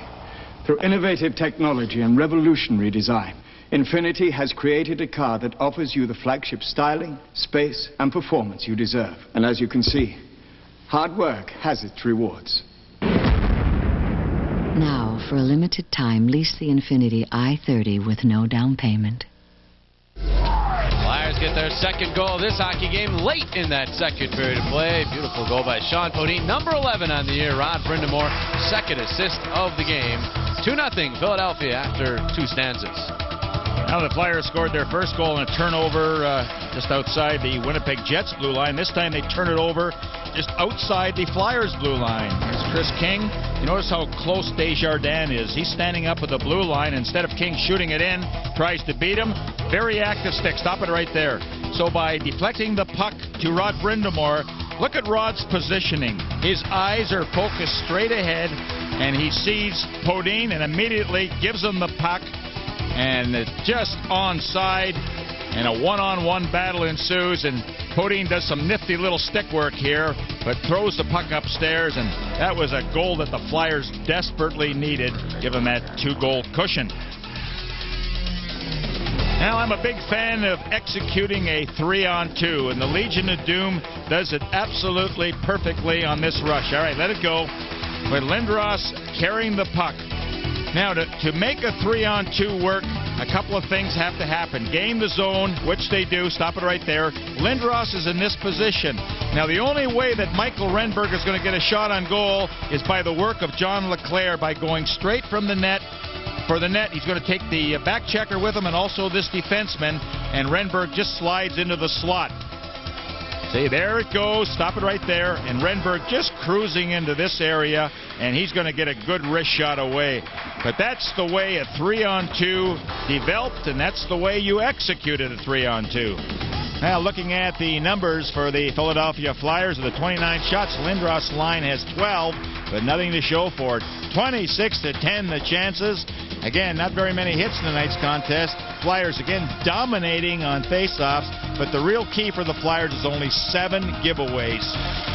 On the power play, now there's been 6 of them. Neither team has scored a power play goal. Flyers have had the majority of the shots and the best chances. Flyers penalty killing, just doing an excellent job against the Jets. Fans, we need your help in selecting a player of the game, so let us know via the internet. Email us at the address on your screen, Prism Link, and give us your vote. We'll tally up the votes after the game and tell you who indeed is the player of tonight's game. Eric Lindros and the Flyers, a 2-goal lead going to the 3rd. You know us. We're Core States Bank. But you may not know about our new Core States check card. See? Looks like a credit card. But it's not, because it works like a check, only easier. The amount you spend wherever you see a Visa sign is automatically deducted from your checking account. So there's no bill at the end of the month. Ever. Is that easy or what? Sign up for your Core States check card today. Oh, I forgot. The card that works like a check, only easier. The new Plymouth Voyager was named Automobile Magazine's All-Star Minivan for 1996. Car and Driver ranked it in their 10 best automobiles of 1996. And not only does it surpass other minivans on the road, but with a 3-liter, 150-horsepower V6 engine, it has 36 times the cargo space of a Porsche 911 for about a third of the price. He can see what no ordinary human can see. He can hear what no ordinary human can hear. He uses all 5 of his senses. Like weapons. They call him the Sentinel. A cop with an incredible genetic advantage. Clear the building, now! The Sentinel. Premieres Wednesday, March 20th at 8, only on UPN. Well, the Flyers, having just such a difficult time scoring goals, have forged ahead 2-0 against the Winnipeg Jets.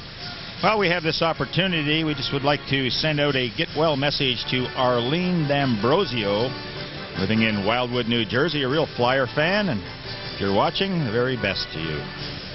Ron Hextall preparing for this third period. He has stopped 15 Winnipeg shots thus far. The Flyers, when entering the third period with a lead, 23-3-2. Pretty solid record. The Jets, when trailing after 2, well, they have had some come from behind victories, 6 of them to be exact. So this is still a dangerous club. They are without Kachuk and Norm McIver and some other players, but still dangerous. They have some offensive talent.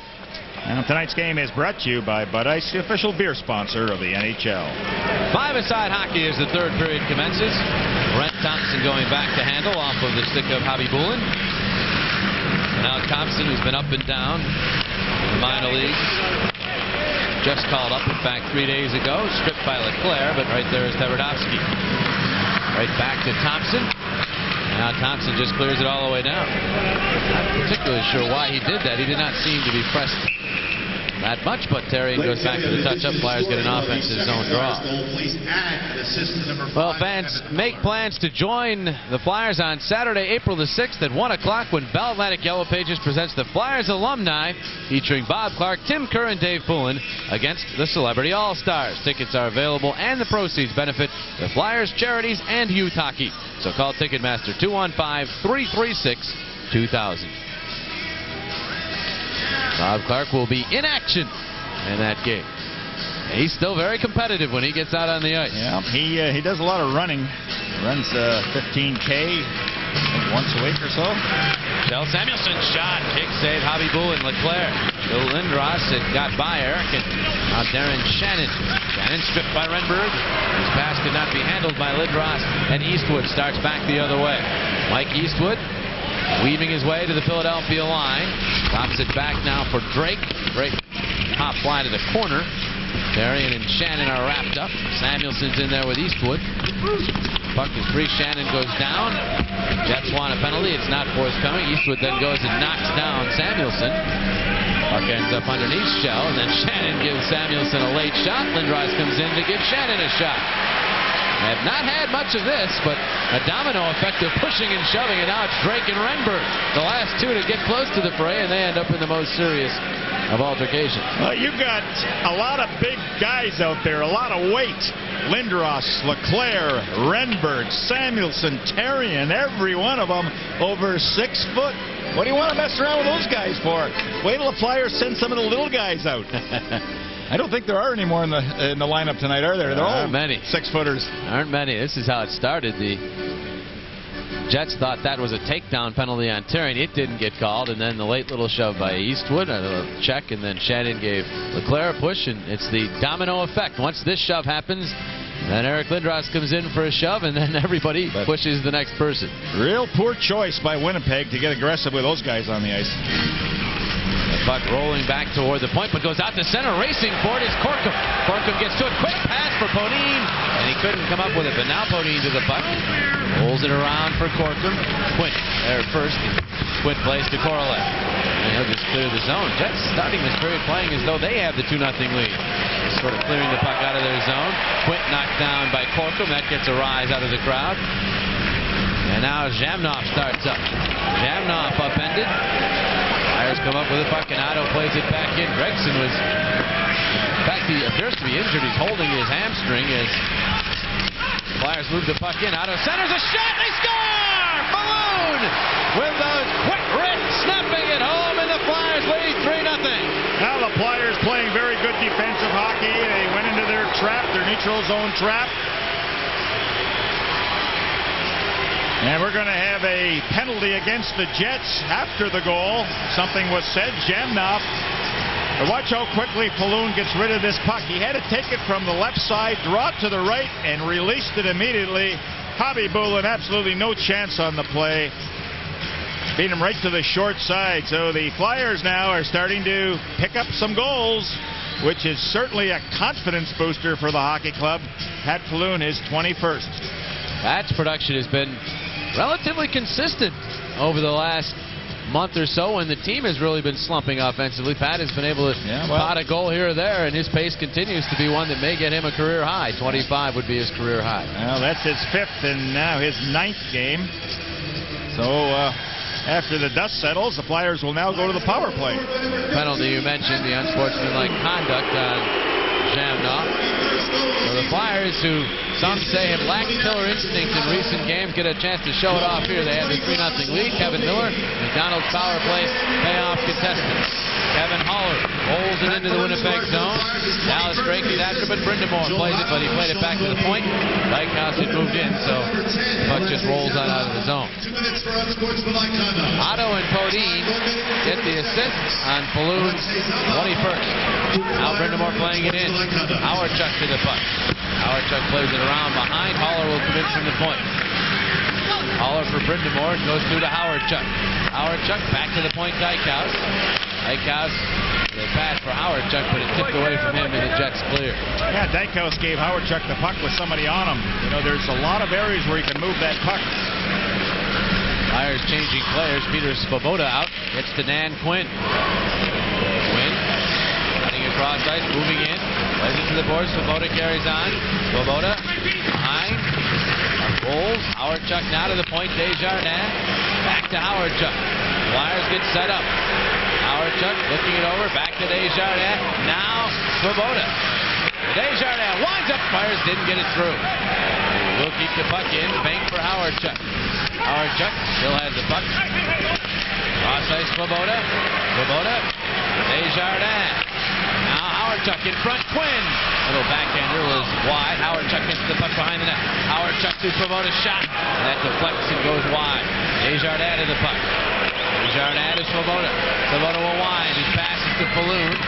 Paloon twisted back around behind the net, reaching for Manson, playing it up the board. Desjardins pitches, but getting it by him was Chris Keene. And the power play about to end. Svoboda moves in.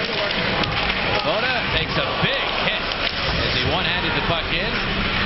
Jets play it out. The power play is over. It's 5-a-side hockey once again. 16-12 remaining in the third. The Flyers with a 3-goal advantage. No chances for the Flyers with that particular power play. Jeff Finley for Winnipeg playing it into the Philadelphia zone. Terrian got it up the boards, but turned it over to Darren Shannon. Shannon tied up by Desjardins. Puck bounces to Drake. He's chopped at. The puck rolls back to Drake. Now to the point. Finley shot wide. Rolls all the way back to Newmanen. He'll shovel it deep. East to it. Tips to Shannon. Pressure by the Jets now as Shannon gets to Drake. Drake ridden by Terrian. Pokes it around and continuing now to Shannon. Back for Drake. Rolls to Eastwood by the center. That one was blocked off by Desjardins. He pushes it to Renberg. Renberg to Lindros, and Lindros carries on. Lindros quickly to Leclerc. Leclerc moving in. Centered. Blocked off by Finley. Now Lindros centered, but Shannon was there to deny that try, and Drake moves the other way. And from the red line, plays it in. Hextall will stop the puck in. Haller. It's to Lindros. Is chipping it through to Leclerc. And Leclerc will bounce one in on Habibulin. Flyers now changing players as Darren Quinn starts up. It's pass. Played by Kilger into Philadelphia ice. Hextall. There's the flat. Flat redirects it out of the zone. Kilger is back for it. He gives it away to Semenoff. Shot. Save. Rebound Semenoff. And he's poke checked. And Quint, chance to clear, and it bounces on out. Shane Doan has it. And Doan will blast it in. And he eludes Hextall. McKenzie after it. And McKenzie, big burly winger. As the center, blocked by Svoboda, who played it back to the boards, but in comes Tverdovsky. Centers, McKenzie's shot. Bounces and dribbles wide. And bounced off a body at the side of the net. Svoboda turns it over to McKenzie. McKenzie now. Centers, Samuelson intercepts, and the Flyers should get the puck out of the zone. Samuelson will carry it himself, takes his stick up high, then gets hit hard as his stick goes flying. Evernoski to the puck. He played it right into Quinn's shin, and Quinn has the puck. Quinn all the way around behind. Wraparound tries to stop Happy Bullen. Rebound was right there, but Stapleton gets to it and clears the zone. I can't believe Dan Quinn. He nudged the goal stick right back to Hubby Bullen. That's being a real sport, isn't it? Too nice a guy. Yeah. You would never have done that. Absolutely not. There's Dykhouse playing it in, not handled by the Jets. Flyers get to it. Corkum holding, centering, never got there. That one was closed off by the Jets, and Finley clears it out. Otto reaching for it, back to Haller. 13:35 remaining third period. We've gone about 3 minutes without a whistle now. Dykhouse moving in. Swings it into the Winnipeg zone. A lot of good things the Flyers are doing. Everything is in deep. They're not allowing a turnover at the blue line, and then just doing the job forechecking. Corkum hits the post with a backhander. Otto works it free. And a whistle stopping play. As Otto is digging at it in front, Hobby Bullen made one stop. And Gregson blew the play dead as the Flyers continue to look to put the Winnipeg Jets away. It was their latest chance. 3-0 Philadelphia. We're in northern Kenya being chased by a black rhino. Whoa! Woo.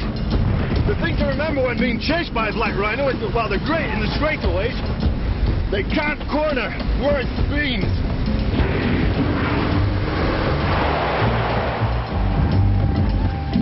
The proceeding has been brought to you by the all-new Nissan Pathfinder, now with increased horsepower, for when you want to get away.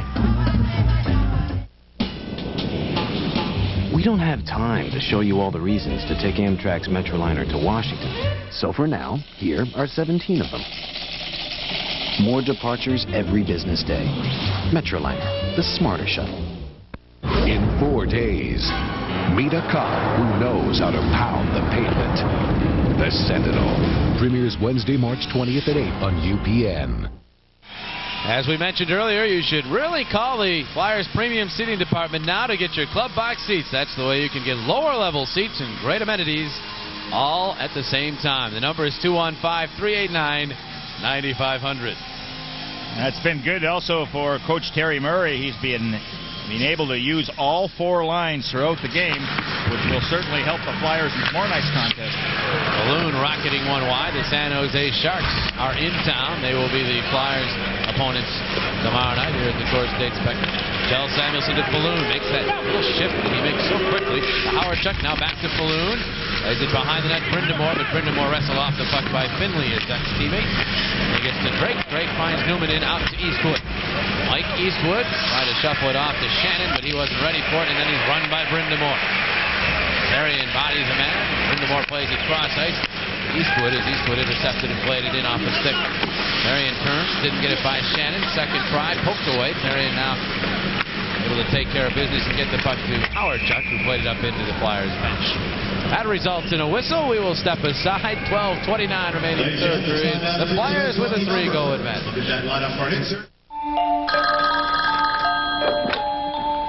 Hello. How's your bad ice? Doobie. That's the third one tonight. It's okay. The police are tracing the call.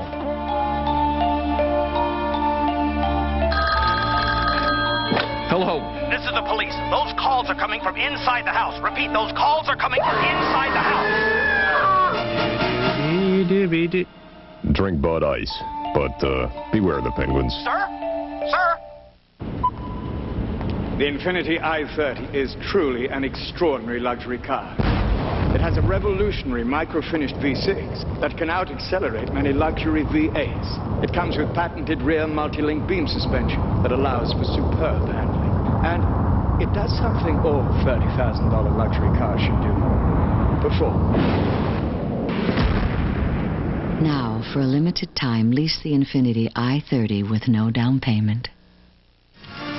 Don't forget the next Flyers game tomorrow night at 7 o'clock. The Flyers taking on those San Jose Sharks live right here at the Coors State Spectrum. That's tomorrow night at 7 o'clock. And then Monday night at 7:30, it's Jerry Stackhouse and the Sixers against MJ, Michael Jordan and the Chicago Bulls live from the Coors State Spectrum. The Sixers and Bulls Monday night. Who's that guy that... MJ.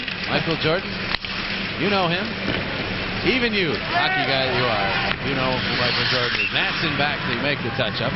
Face-off back to Philadelphia ice. Flyers are really doing a wonderful job in this third period protecting goaltender Hextall. And they have enough goals to win. Focus on defense. In fact, they've done it so well, the Jets have not registered a shot here in the third period. Flyers fans, enter the great Mitsubishi Spyder Eclipse convertible giveaway. Mitsubishi will give away the brand new 1996 Eclipse Spyder convertible during intermission of the April 11th Flyers game. Visit your local Mitsubishi dealer before April the 1st to register and receive contest details. Shane Doan bumped by Dykhouse. And now Brindamore. To the point not out, Tverdovsky trying to pinch, but he is stopped, and now Brindamore to Dykhouse. Now Dykhouse has a 2-on-2 with Lindros. Dykhouse moves in, leaves it for Lindros. The quick shot off the glove of Hobby Bullen and over the net. Dykhouse to the current center for Renberg. Shot, and Hobby Bullen the save. Renberg's back after it. Renberg checked by Manson. Lindros trying to help out, but Manson a good job to body him as well. They both go down. And now Manson taking some swings at Lindros while Lindros was on the ice, knocked his helmet off. And another congregation in the corner. And now he gets some more pushing and shoving. Renberg and Tverdovsky. Shane Doan didn't like that.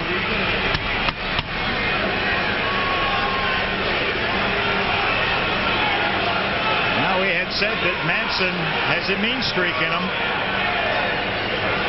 Be very interesting here, though, because if Eric Lindros did what Manson just did to a player, Eric Lindros would be in the penalty bench. He would be sitting. I had to laugh, though, because there was an article in one of the New York papers recently that said that Eric Lindros is protected by the National Hockey League officials. What games are they watching? They say he is the legal cheap shot artist. I believe that was the term they used. So I guess it depends on the perspective you have of things. I think the opposite is true. He does not get the protection. And you see some of the hits that he has taken and some of the ones that he gives, and a lot more calls are called for what he does and what's players that take liberties against him. Shane Doan ends up in the penalty box. Manson apparently is guiltless here. I think the Flyers are going to go on a power play.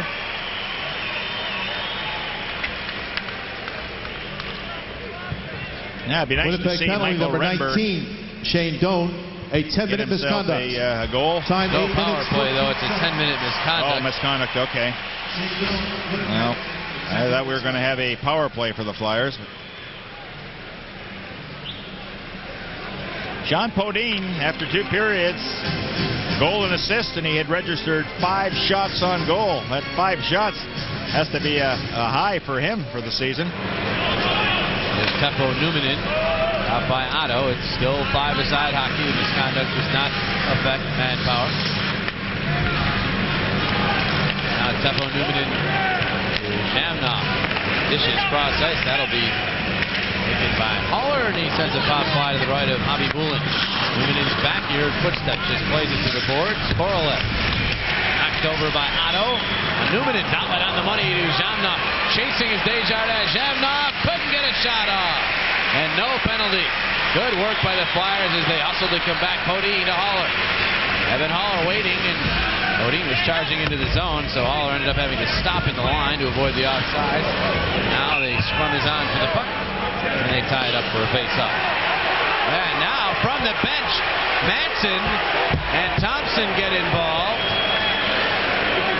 as Joel Otto was over there. Desjardins now shoving with Stapleton.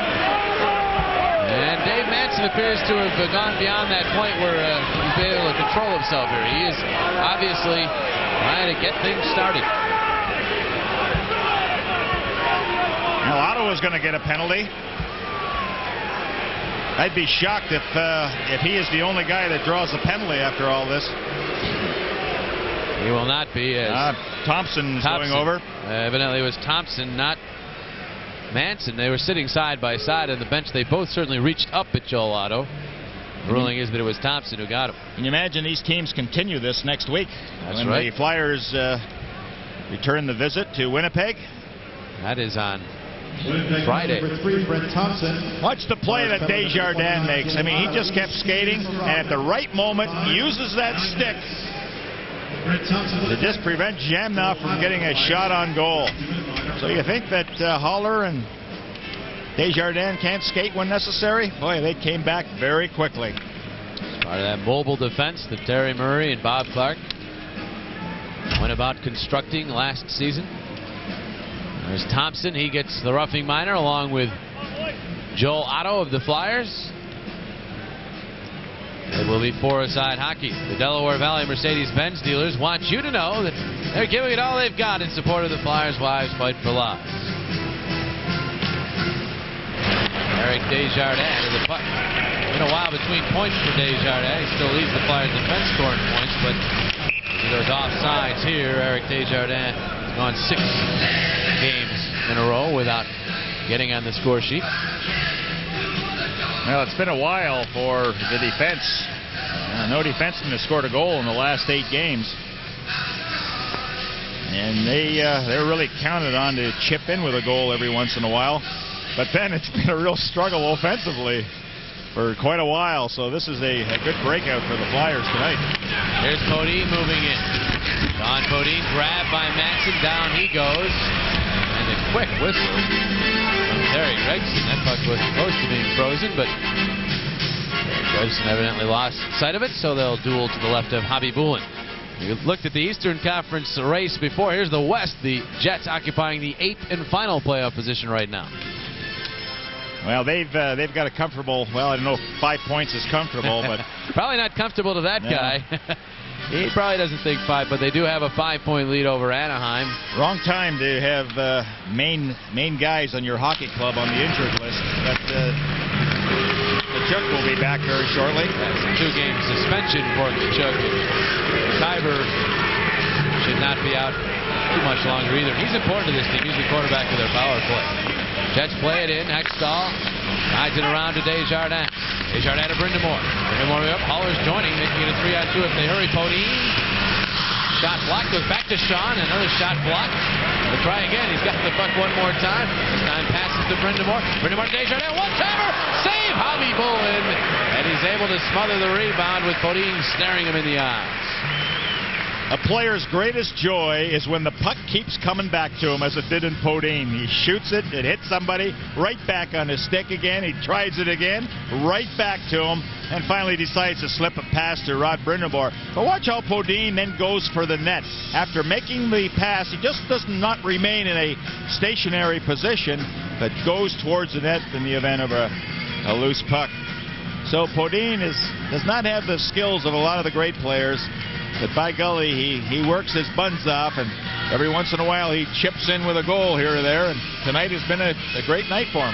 All Philadelphia in terms of scoring chances. Dykhouse moving around the boards. Over comes Jamna. A minute remaining in the concurrent minors. After working that out, Sabota's shot went wide of Hawerchuk, who tried in the deflection. Now Hawerchuk around for Lindros. Lindros ridden. Hawerchuk gets back to it. Tries to kick it off the dasher. I just tuck that puck back to Lindros. He finally does get it to him. Lindros, dipsy doing. Back for Hawerchuk. Redirected it in, but Hobby Bulin got his stick on it.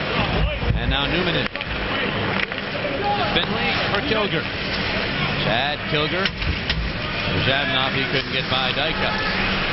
Svoboda to Dykhouse. Guides Leclerc into the zone. Leclerc wide to the right wing. Centers! A chop at it for Lindros, but couldn't get the shot on goal. Now he has it.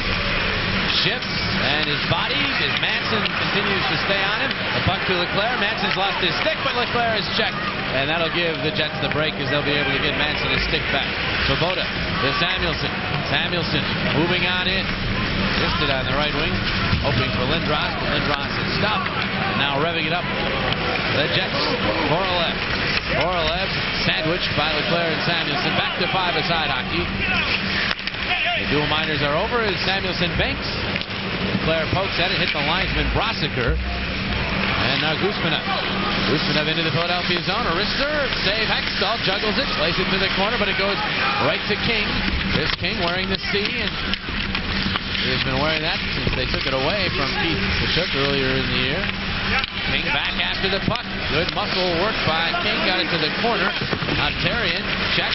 Puck to the Jets. Back to the point. And it got through Brett Thompson.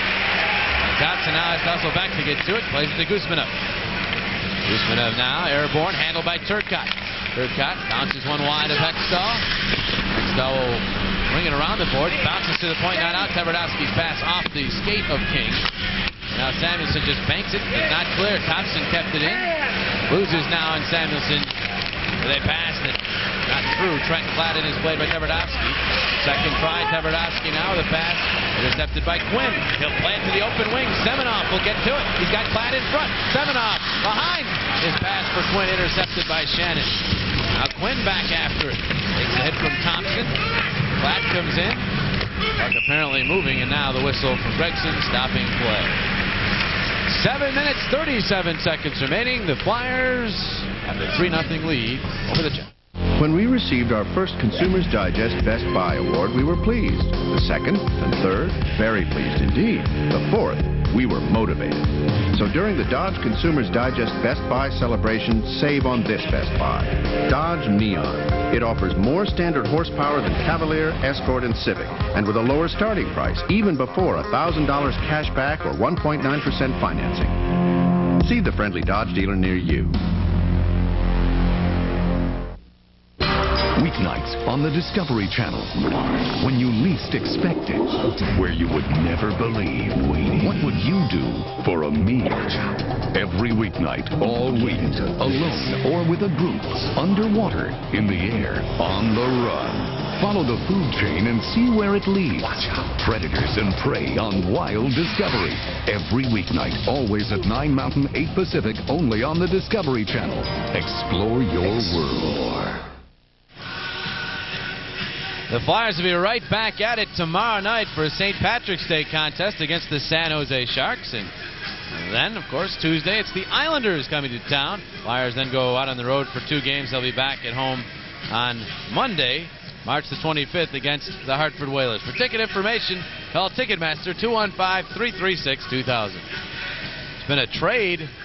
The National Hockey League, yet another trade. This one involving the Florida Panthers and the San Jose Sharks. Ray Shepard, former Red Wing, who's a former 50-goal scorer, goes to Florida with a draft pick in exchange for 2 draft picks, neither of them number 1s. Wow. So Florida in search of offense. They've been really struggling, looking for goals of late, trying to find it in the form of Ray Shepard. Brindamore to Falloon. Pass right to Hawerchuk. Dale Hawerchuk shifting and then just playing it in. The Flyers holding the 3-0 lead. You don't want to gamble at the opposing blue line. That's the smart thing to do right now for the Flyers. Everything goes in deep and make sure that there's no odd man rushes against you. There's Brindamore, poke checked by Javi Bulin. With the good hard work, too, the Flyers, once they get it in, they're occupying a lot of time with their forechecking. There's Shannon now to Newman. Newman poke check beautifully by Haller. Balloon the other way. He thought that Quint was a Flyers player trying to make the pass to. It ends up on Quint's stick. And the Jets just redirect it to the Flyers line. There's Desjardins to Otto. Joel Otto will play it in. Quint back after. Podin racing after him. Grabs a hold of him. And now Jamnov up the board for Korolev. Igor Korolev, named in the waiver draft at the beginning of last season, just chips into Philadelphia zone. Haller lays it around the board. That's going to go to the point. Manson playing it to the corner. Otto after it. Otto has it, and he scoops it clear. Now the race is on for the puck. Quint, Podin diving after it, but Quint able to get it to his teammate Stapleton. Now Manson falls down behind the net, gets back up, and the pass to Korolev. Outletting Jamnov. Jamnov bumped into by Dykhouse. That knocks it off the puck. How many times have we seen the Flyers break up plays before the blue line? So the gap has really closed considerably in this game. And the Flyers have just played absolutely perfect game defensively. Leclerc, they say, knocking that puck down with a high stick, but it's touched by the Jets, so no whistle. Lindros to it in the corner. Spun around. Lindros looking for room. Finding some space. Quick little shot. Save Javi Bulin. Rebound Renberg. Deeks backhander. Save Javi Bulin, and he's got it in the glove. Nikolai Javi Bulin has seen a lot of rubber in this one. Flyers approaching 40 shots. He stopped all but 3. Well, especially from this line.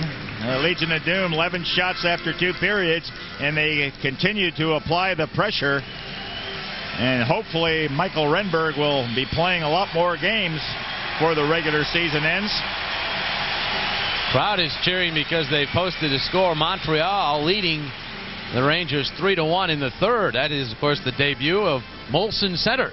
I would rather have the Rangers win the game. Gary is looking behind the Flyers as opposed to ahead. Yeah, get the playoff position secured and go from there. I don't think you'll ever see the First State Spectrum fans cheer the Rangers. No, I don't think it'll happen. No shot at that at all. Here's Chris King moving up. 3-on-2 to the Flyers line. He only dishes it in. Dykhouse a wild swing and he chops it out of the zone. Finley back after. Raised to Newman. And with only 5:20 remaining now in period number 3. Newman encircling. Pass to Finley. Now Kilger gets it into the Philadelphia zone. Ron Hextall stops it. Dykhouse to Semenoff. Chips to Quinn. And Quinn looking to get on the scoreboard. Here's Quinn to Svoboda, and it hopped over his stick. Now Peter will play it around. Trent flat to the puck. Flat to Svoboda. One-timer. Deflected save. Hobby Bullen. And the rebound eluded Semenoff. He had a wide-open net staring at him. Here's Kilger. Poke check by Desjardins. There's that active stick of Desjardins. And just one more time of breaking up a play at your own blue line. Flyers at times have sagged in over their own blue line, but this has not been the case tonight. They have stood up tall. Everdowski having trouble with Brindamore, who steals. Pass to Hawerchuk. To Balloon. Shot! And he missed the net high and wide. Oh, great passing. Now Hawerchuk chasing the puck down. Right to center. Did so. Turnaround shot. Balloon blocked. Brindamore to the puck. Brindamore turnaround shot. That one also smothered in front by Everdowski. Poked out to center. Racing back Haller. He covers ground in a hurry. Jets are onside, they say, at the Flyers line. Haller finds the puck and skates up with it. Evan Haller. Big long strides moving in, then just plays it in on Hobby Bullen. It gets cut off by Quint. Quint to Shannon. Less than 4 minutes to play. Flyers 3. Jets no score.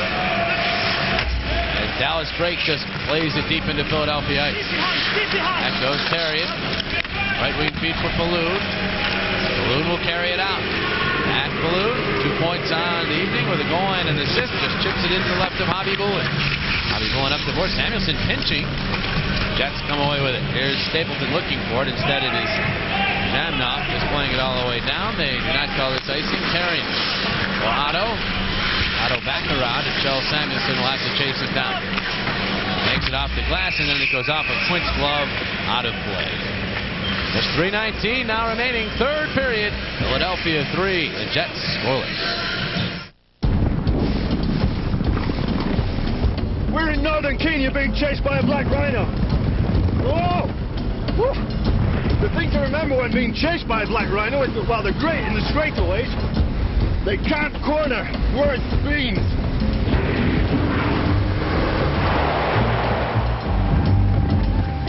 The proceeding has been brought to you by the all-new Nissan Pathfinder, now with increased horsepower, for when you want to get away. Was it good? It was better than that. How good? The best. What did you like the most? The excitement. I can't imagine how it can get any better. I can. Oh, how's that? We could do it again. Trump's Castle Casino Resort. Once is never enough.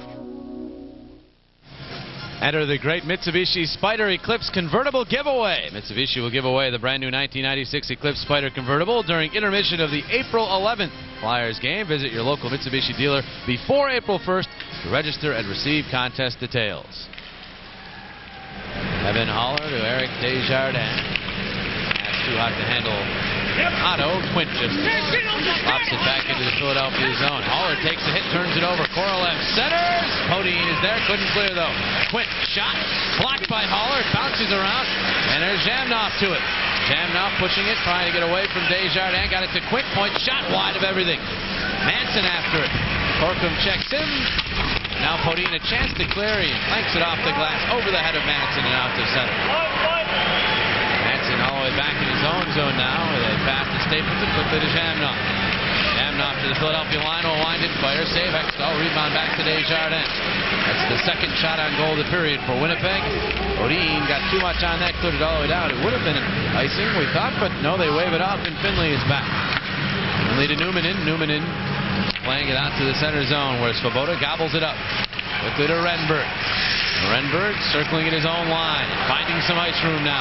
Michael Renberg exploding into the zone. Renberg centered for Lindros, and it was just out of his reach. Dykhouse is there, though. Dykhouse to the circle. Dykhouse shot. Save Hobby Bullen. And again, he's got it. And Hobby Bullen has a habit of looking to the side, almost behind him, almost every time he makes the save. It gives you the feeling he's having trouble, but he's made a lot of stops. Well, this is a second consecutive game where the Flyers have been over the 40-goal or 40-shot plateau. I was going to say 40 goals. Where have I been? You do not get 2 points for a goal, do you? But anyway, Hobby Bullen has played a strong game. He's kept the Jets within striking distance, but they had virtually no offense whatsoever. Svoboda's shot. That bounce. There's Lindros. Got a shot. Save Hobby Bullen. Rebound. Semenoff played it. It bounces to Lindros. To Semenoff. Shot save. Rebound Leclerc. Goalie's lost his stick. Leclerc in front. Save. Rebound Lindros. It was blocked in front. Now Leclerc. Shot into it wide. Hobby Bullen is without a stick. Dykhouse will play it around. Out of the reach of Semenoff. Another Jets player without a stick as well. Here's Leclerc to Lindros. Behind the net, Lindros. Holding. Eric Lindros looking it over. Now moving out. Lindros checked by two players, taken down, penalty call. And then King gave Lindros a facial on his way by as he went to touch the puck up. But the penalty will be called, the original one on the Jets. And the Flyers will get a power play with $1:28 remaining in regulation. Well, it's tough enough playing the game when you have a stick in your hand with your goaltender, and a player without it makes it virtually impossible. I mean, talk about tackling. Jamnov with two arms around Lindros tackled him. So the Flyers will finish the game on the power play. This would be a perfect capper for them, Gary. They're 0 for 5 in the power play. To get, obviously, the win appears to be there for them. Only 88 seconds remaining. Get a power play goal to finish it off. That's right. So it's Kilger, not Jamnov, that draws the penalty. Mike McKeon of Philadelphia, the McDonald's power play payoff contestant. 1:28 of hockey remaining. Brindamore, Falloon, Hawerchuk up front, Haller and Desjardins the pointmen.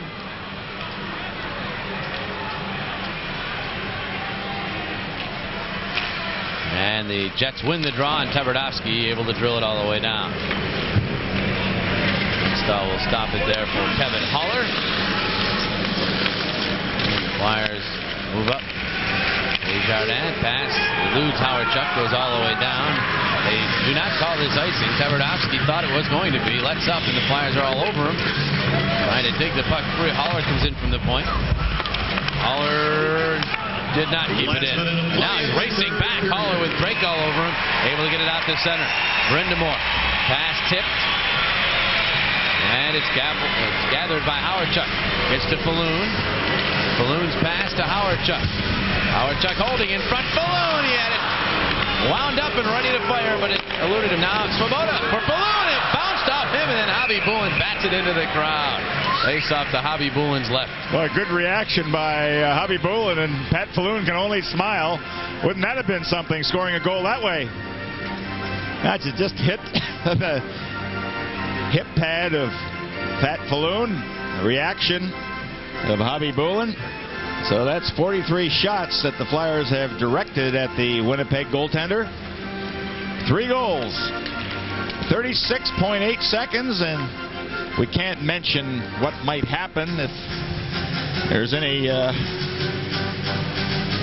goals not allowed against the Flyers. You'll have a couple seconds to get your vote in on Prism Link for player of the game. Here's Lindros banking for Svoboda. Svoboda carries to the middle of the ice. Now Desjardins back to Svoboda. Desjardins back to Svoboda. Desjardins, crowd urging them to shoot. There's Desjardins, Svoboda again. Now Lindros side angle, right to center, blocked off, cleared by Eastwood. The puck will wind up on the stick of Ron Hextall. He'll play it back to Desjardins. There's the a final shutout. seconds. Kickoff, and Ron Hextall has shutout number 12 of his NHL career, his 7th as a Flyer and his 2nd this season, as he stops all 17 Winnipeg Jets shots. The Flyers win it 3-0. And he had a lot of help in front of him. The team just played an outstanding defensive game. Very few scoring chances. Not a lot of quality shots by the Jets. There were about 4 or 5 of them that Hextall handled. So a very important win for the Philadelphia Flyers. It ties them with the Florida Panthers and moving up the ladder. Flyers break a 4-game winless streak. They outshoot the Jets 43-17. Ron Hextall and the Flyers, happy campers as they go off the ice surface. We'll be back to talk about this one. Back after these messages to the Core State Spectrum.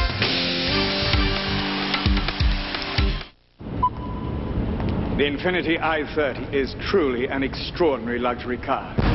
It has a revolutionary micro-finished V6 that can out-accelerate many luxury V8s. It comes with patented rear multi-link beam suspension that allows for superb handling. And it does something all $30,000 luxury cars should do. Perform. Now, for a limited time, lease the Infiniti i30 with no down payment. Weeknights on the Discovery Channel. When you least expect it. Where you would never believe. What would you do for a meal? Every weeknight, all week, alone or with a group, underwater, in the air, on the run. Follow the food chain and see where it leads. Predators and prey on wild discovery. Every weeknight, always at 9 Mountain, 8 Pacific, only on the Discovery Channel. Explore your world. A mad bomber. A cop with extraordinary powers of detection. You're a human crime lab with organic surveillance equipment. In the ultimate game of cat and mouse. Police emergency! They're both about to discover what? Come on, let's go. Radar up. Makes. Where's that bomb? Other. Find it. Tell me! Tick. This is the end of the line. The timer's set. The countdown's begun. Clear the building, now! The Sentinel premieres Wednesday, March 20th at 8, only on UPN. He travels for days to the farthest reaches of South America. He carefully selects only the finest beans. And after they're roasted to perfection, only then will you hear him say, "Time to make the coffee." Dunkin' Donuts coffee, brewed fresh all day long. Now get this special Flyers mug filled with delicious Dunkin' Donuts coffee for a great price. It required 43 shots, 42 scoring chances for the Flyers to win their 33rd game of the year and move into a tie for 3rd with the Florida Panthers in the Eastern Conference. So a hard-fought 3-0 victory and a shutout for goaltender Ron Hextall. There weren't a lot of quality shots, but there were a few directed at him. And again, for a goaltender, it's the toughest game to play when there's not a lot of action. So with that shutout, Ron Hextall's the Bud Ice Player of the Game. The Core State's great check of the game was by Chris Therien, who continues his fine play by wrapping every player that has possession of the puck. So Chris Therien, another good job at hitting guys into the wall. We're going to be back with more. Stay with us, and we will return after a short break. You haunt me, my friend. Everywhere I go, you're there. Kiev, Buenos Aires, Budapest. But not this time. At long last, victory is mine. Doobie, doobie, doo, doo, doo. Drink Bud Ice, but beware the penguins. Was it good? It was better than that. How good? The best. What did you like the most? The excitement. I can't imagine how it can get any better. I can. Oh, how's that? We could do it again. Trump's Castle Casino Resort. Once is never enough. Philadelphia Flyers hockey has been brought to you by Bud Ice. It's not hockey without ice. Bud Ice and Bud Ice Light, the official beer sponsor of the NHL. The Bell Atlantic Yellow Pages, the Yellow Pages 9 out of 10 people use. The genuine Bell Atlantic Yellow Pages. Course Dates and Course Dates Direct, the shortest distance between you and your money. Your area Mitsubishi dealers and Mitsubishi Motor Sales of America, who invite you to test drive the new 1996 model at your local Mitsubishi dealer. McDonald's, have you had your break today? The Discover Card, proud partner of the Smithsonian's 150th anniversary. By U.S. Healthcare, 1.7 million members strong. Find out how your health could benefit from us. In part by your Philadelphia Metro Chrysler Plymouth dealers, who invite you to stop in and test drive the all-new Plymouth Breeze. And by Wild Discovery on Discovery Channel. Explore your world.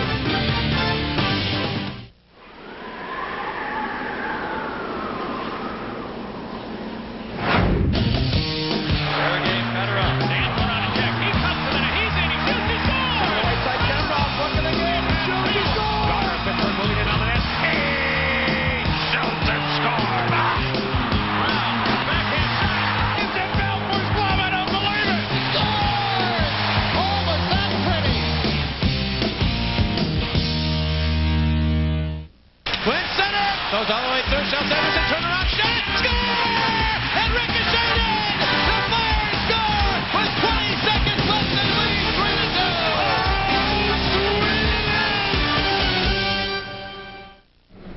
3-2. Flyers get back in the winning column with a 3-0 whitewashing of the Winnipeg Jets at the Core State Spectrum on this evening. And they had many stars, did the Flyers. One of them certainly Shawn Podin. He is downstairs with our Ken Adelberger right now. Ken?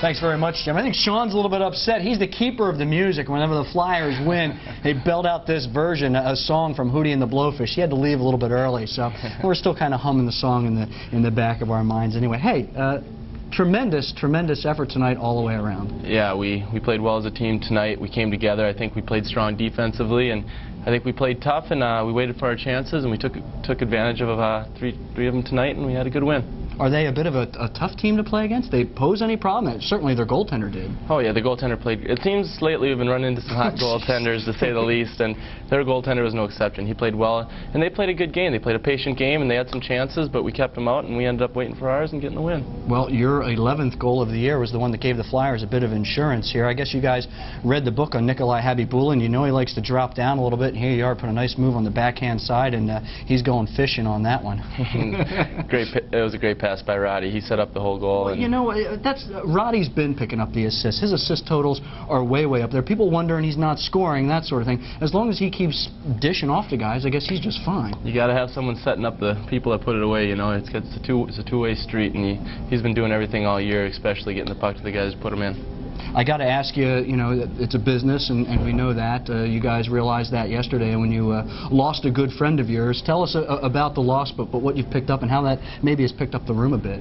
I guess the only way I can put it is that we're all going to miss Craig. Mac T's a great guy, and I've had the pleasure of playing with him for 4 years, and I owe single-handedly my career more to him than anyone else that I know. And why is that? He's when you're down, when you're going through tough times, he's there. He's been there for me, and he's just a great guy, and everybody in the room wishes him the best, but like you said, it is a business, and people move every day, it seems like, and Craig's going to St. Louis, and I hope he does great there. We got a really good player in Dale Hawerchuk, but getting back to Mac T, we're all going to miss him, and I just personally want to wish him the best, and I think he's just a great guy. You guys break a 4-game winless skid here tonight. You're right back at it tomorrow night with the win. You're now tied with the Florida Panthers for 3rd in the Eastern Conference. Is that important? Is 4th important? Is home ice important? What is the objective now over the final 15? Everybody knows that home ice is important, and you aim for that. But right now, we're just looking to. We went through a tough skid there for a while, and we just got off a winless streak again. We just look at every game one at a time. We came in tonight, we knew we had to get a win. I think we're tied for 3rd now, and I think we have a game in hand, and now all we got to do is come in tomorrow, we got to win again, and we got to let everything else take care of itself. That's the only thing we can control, and we just got to do it.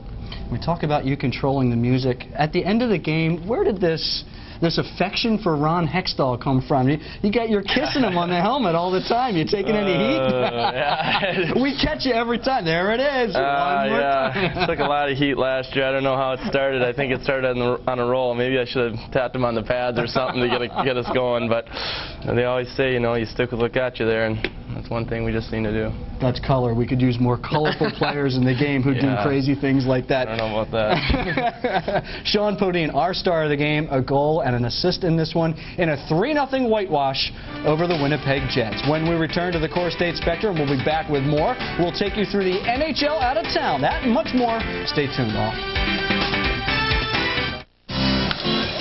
The boys of summer are back on Prism. Another great season of Phillies baseball begins Monday, April 1st at 1 o'clock with Prism's exclusive coverage of Opening Day 1996 live from the vet. Prism will bring you all the festivities. And if you're a very lucky Prism fan, you'll attend Opening Day in person. Prism and the Phillies will give one fan 4 Opening Day tickets in the 200 level, an autographed Phillies baseball, and an exclusive autographed Prism Hall of Fame print. Send a postcard with your name, address, age, and telephone number to Phillies Opening Day Contest, care of Prism, P.O. Box 1252, Ballackinwood, PA 19004. Get into the spirit of Opening Day with your baseball buddies at Prism. Never one to speak much about anything, including his own injuries. A Stackhouse broke loose from the gambling.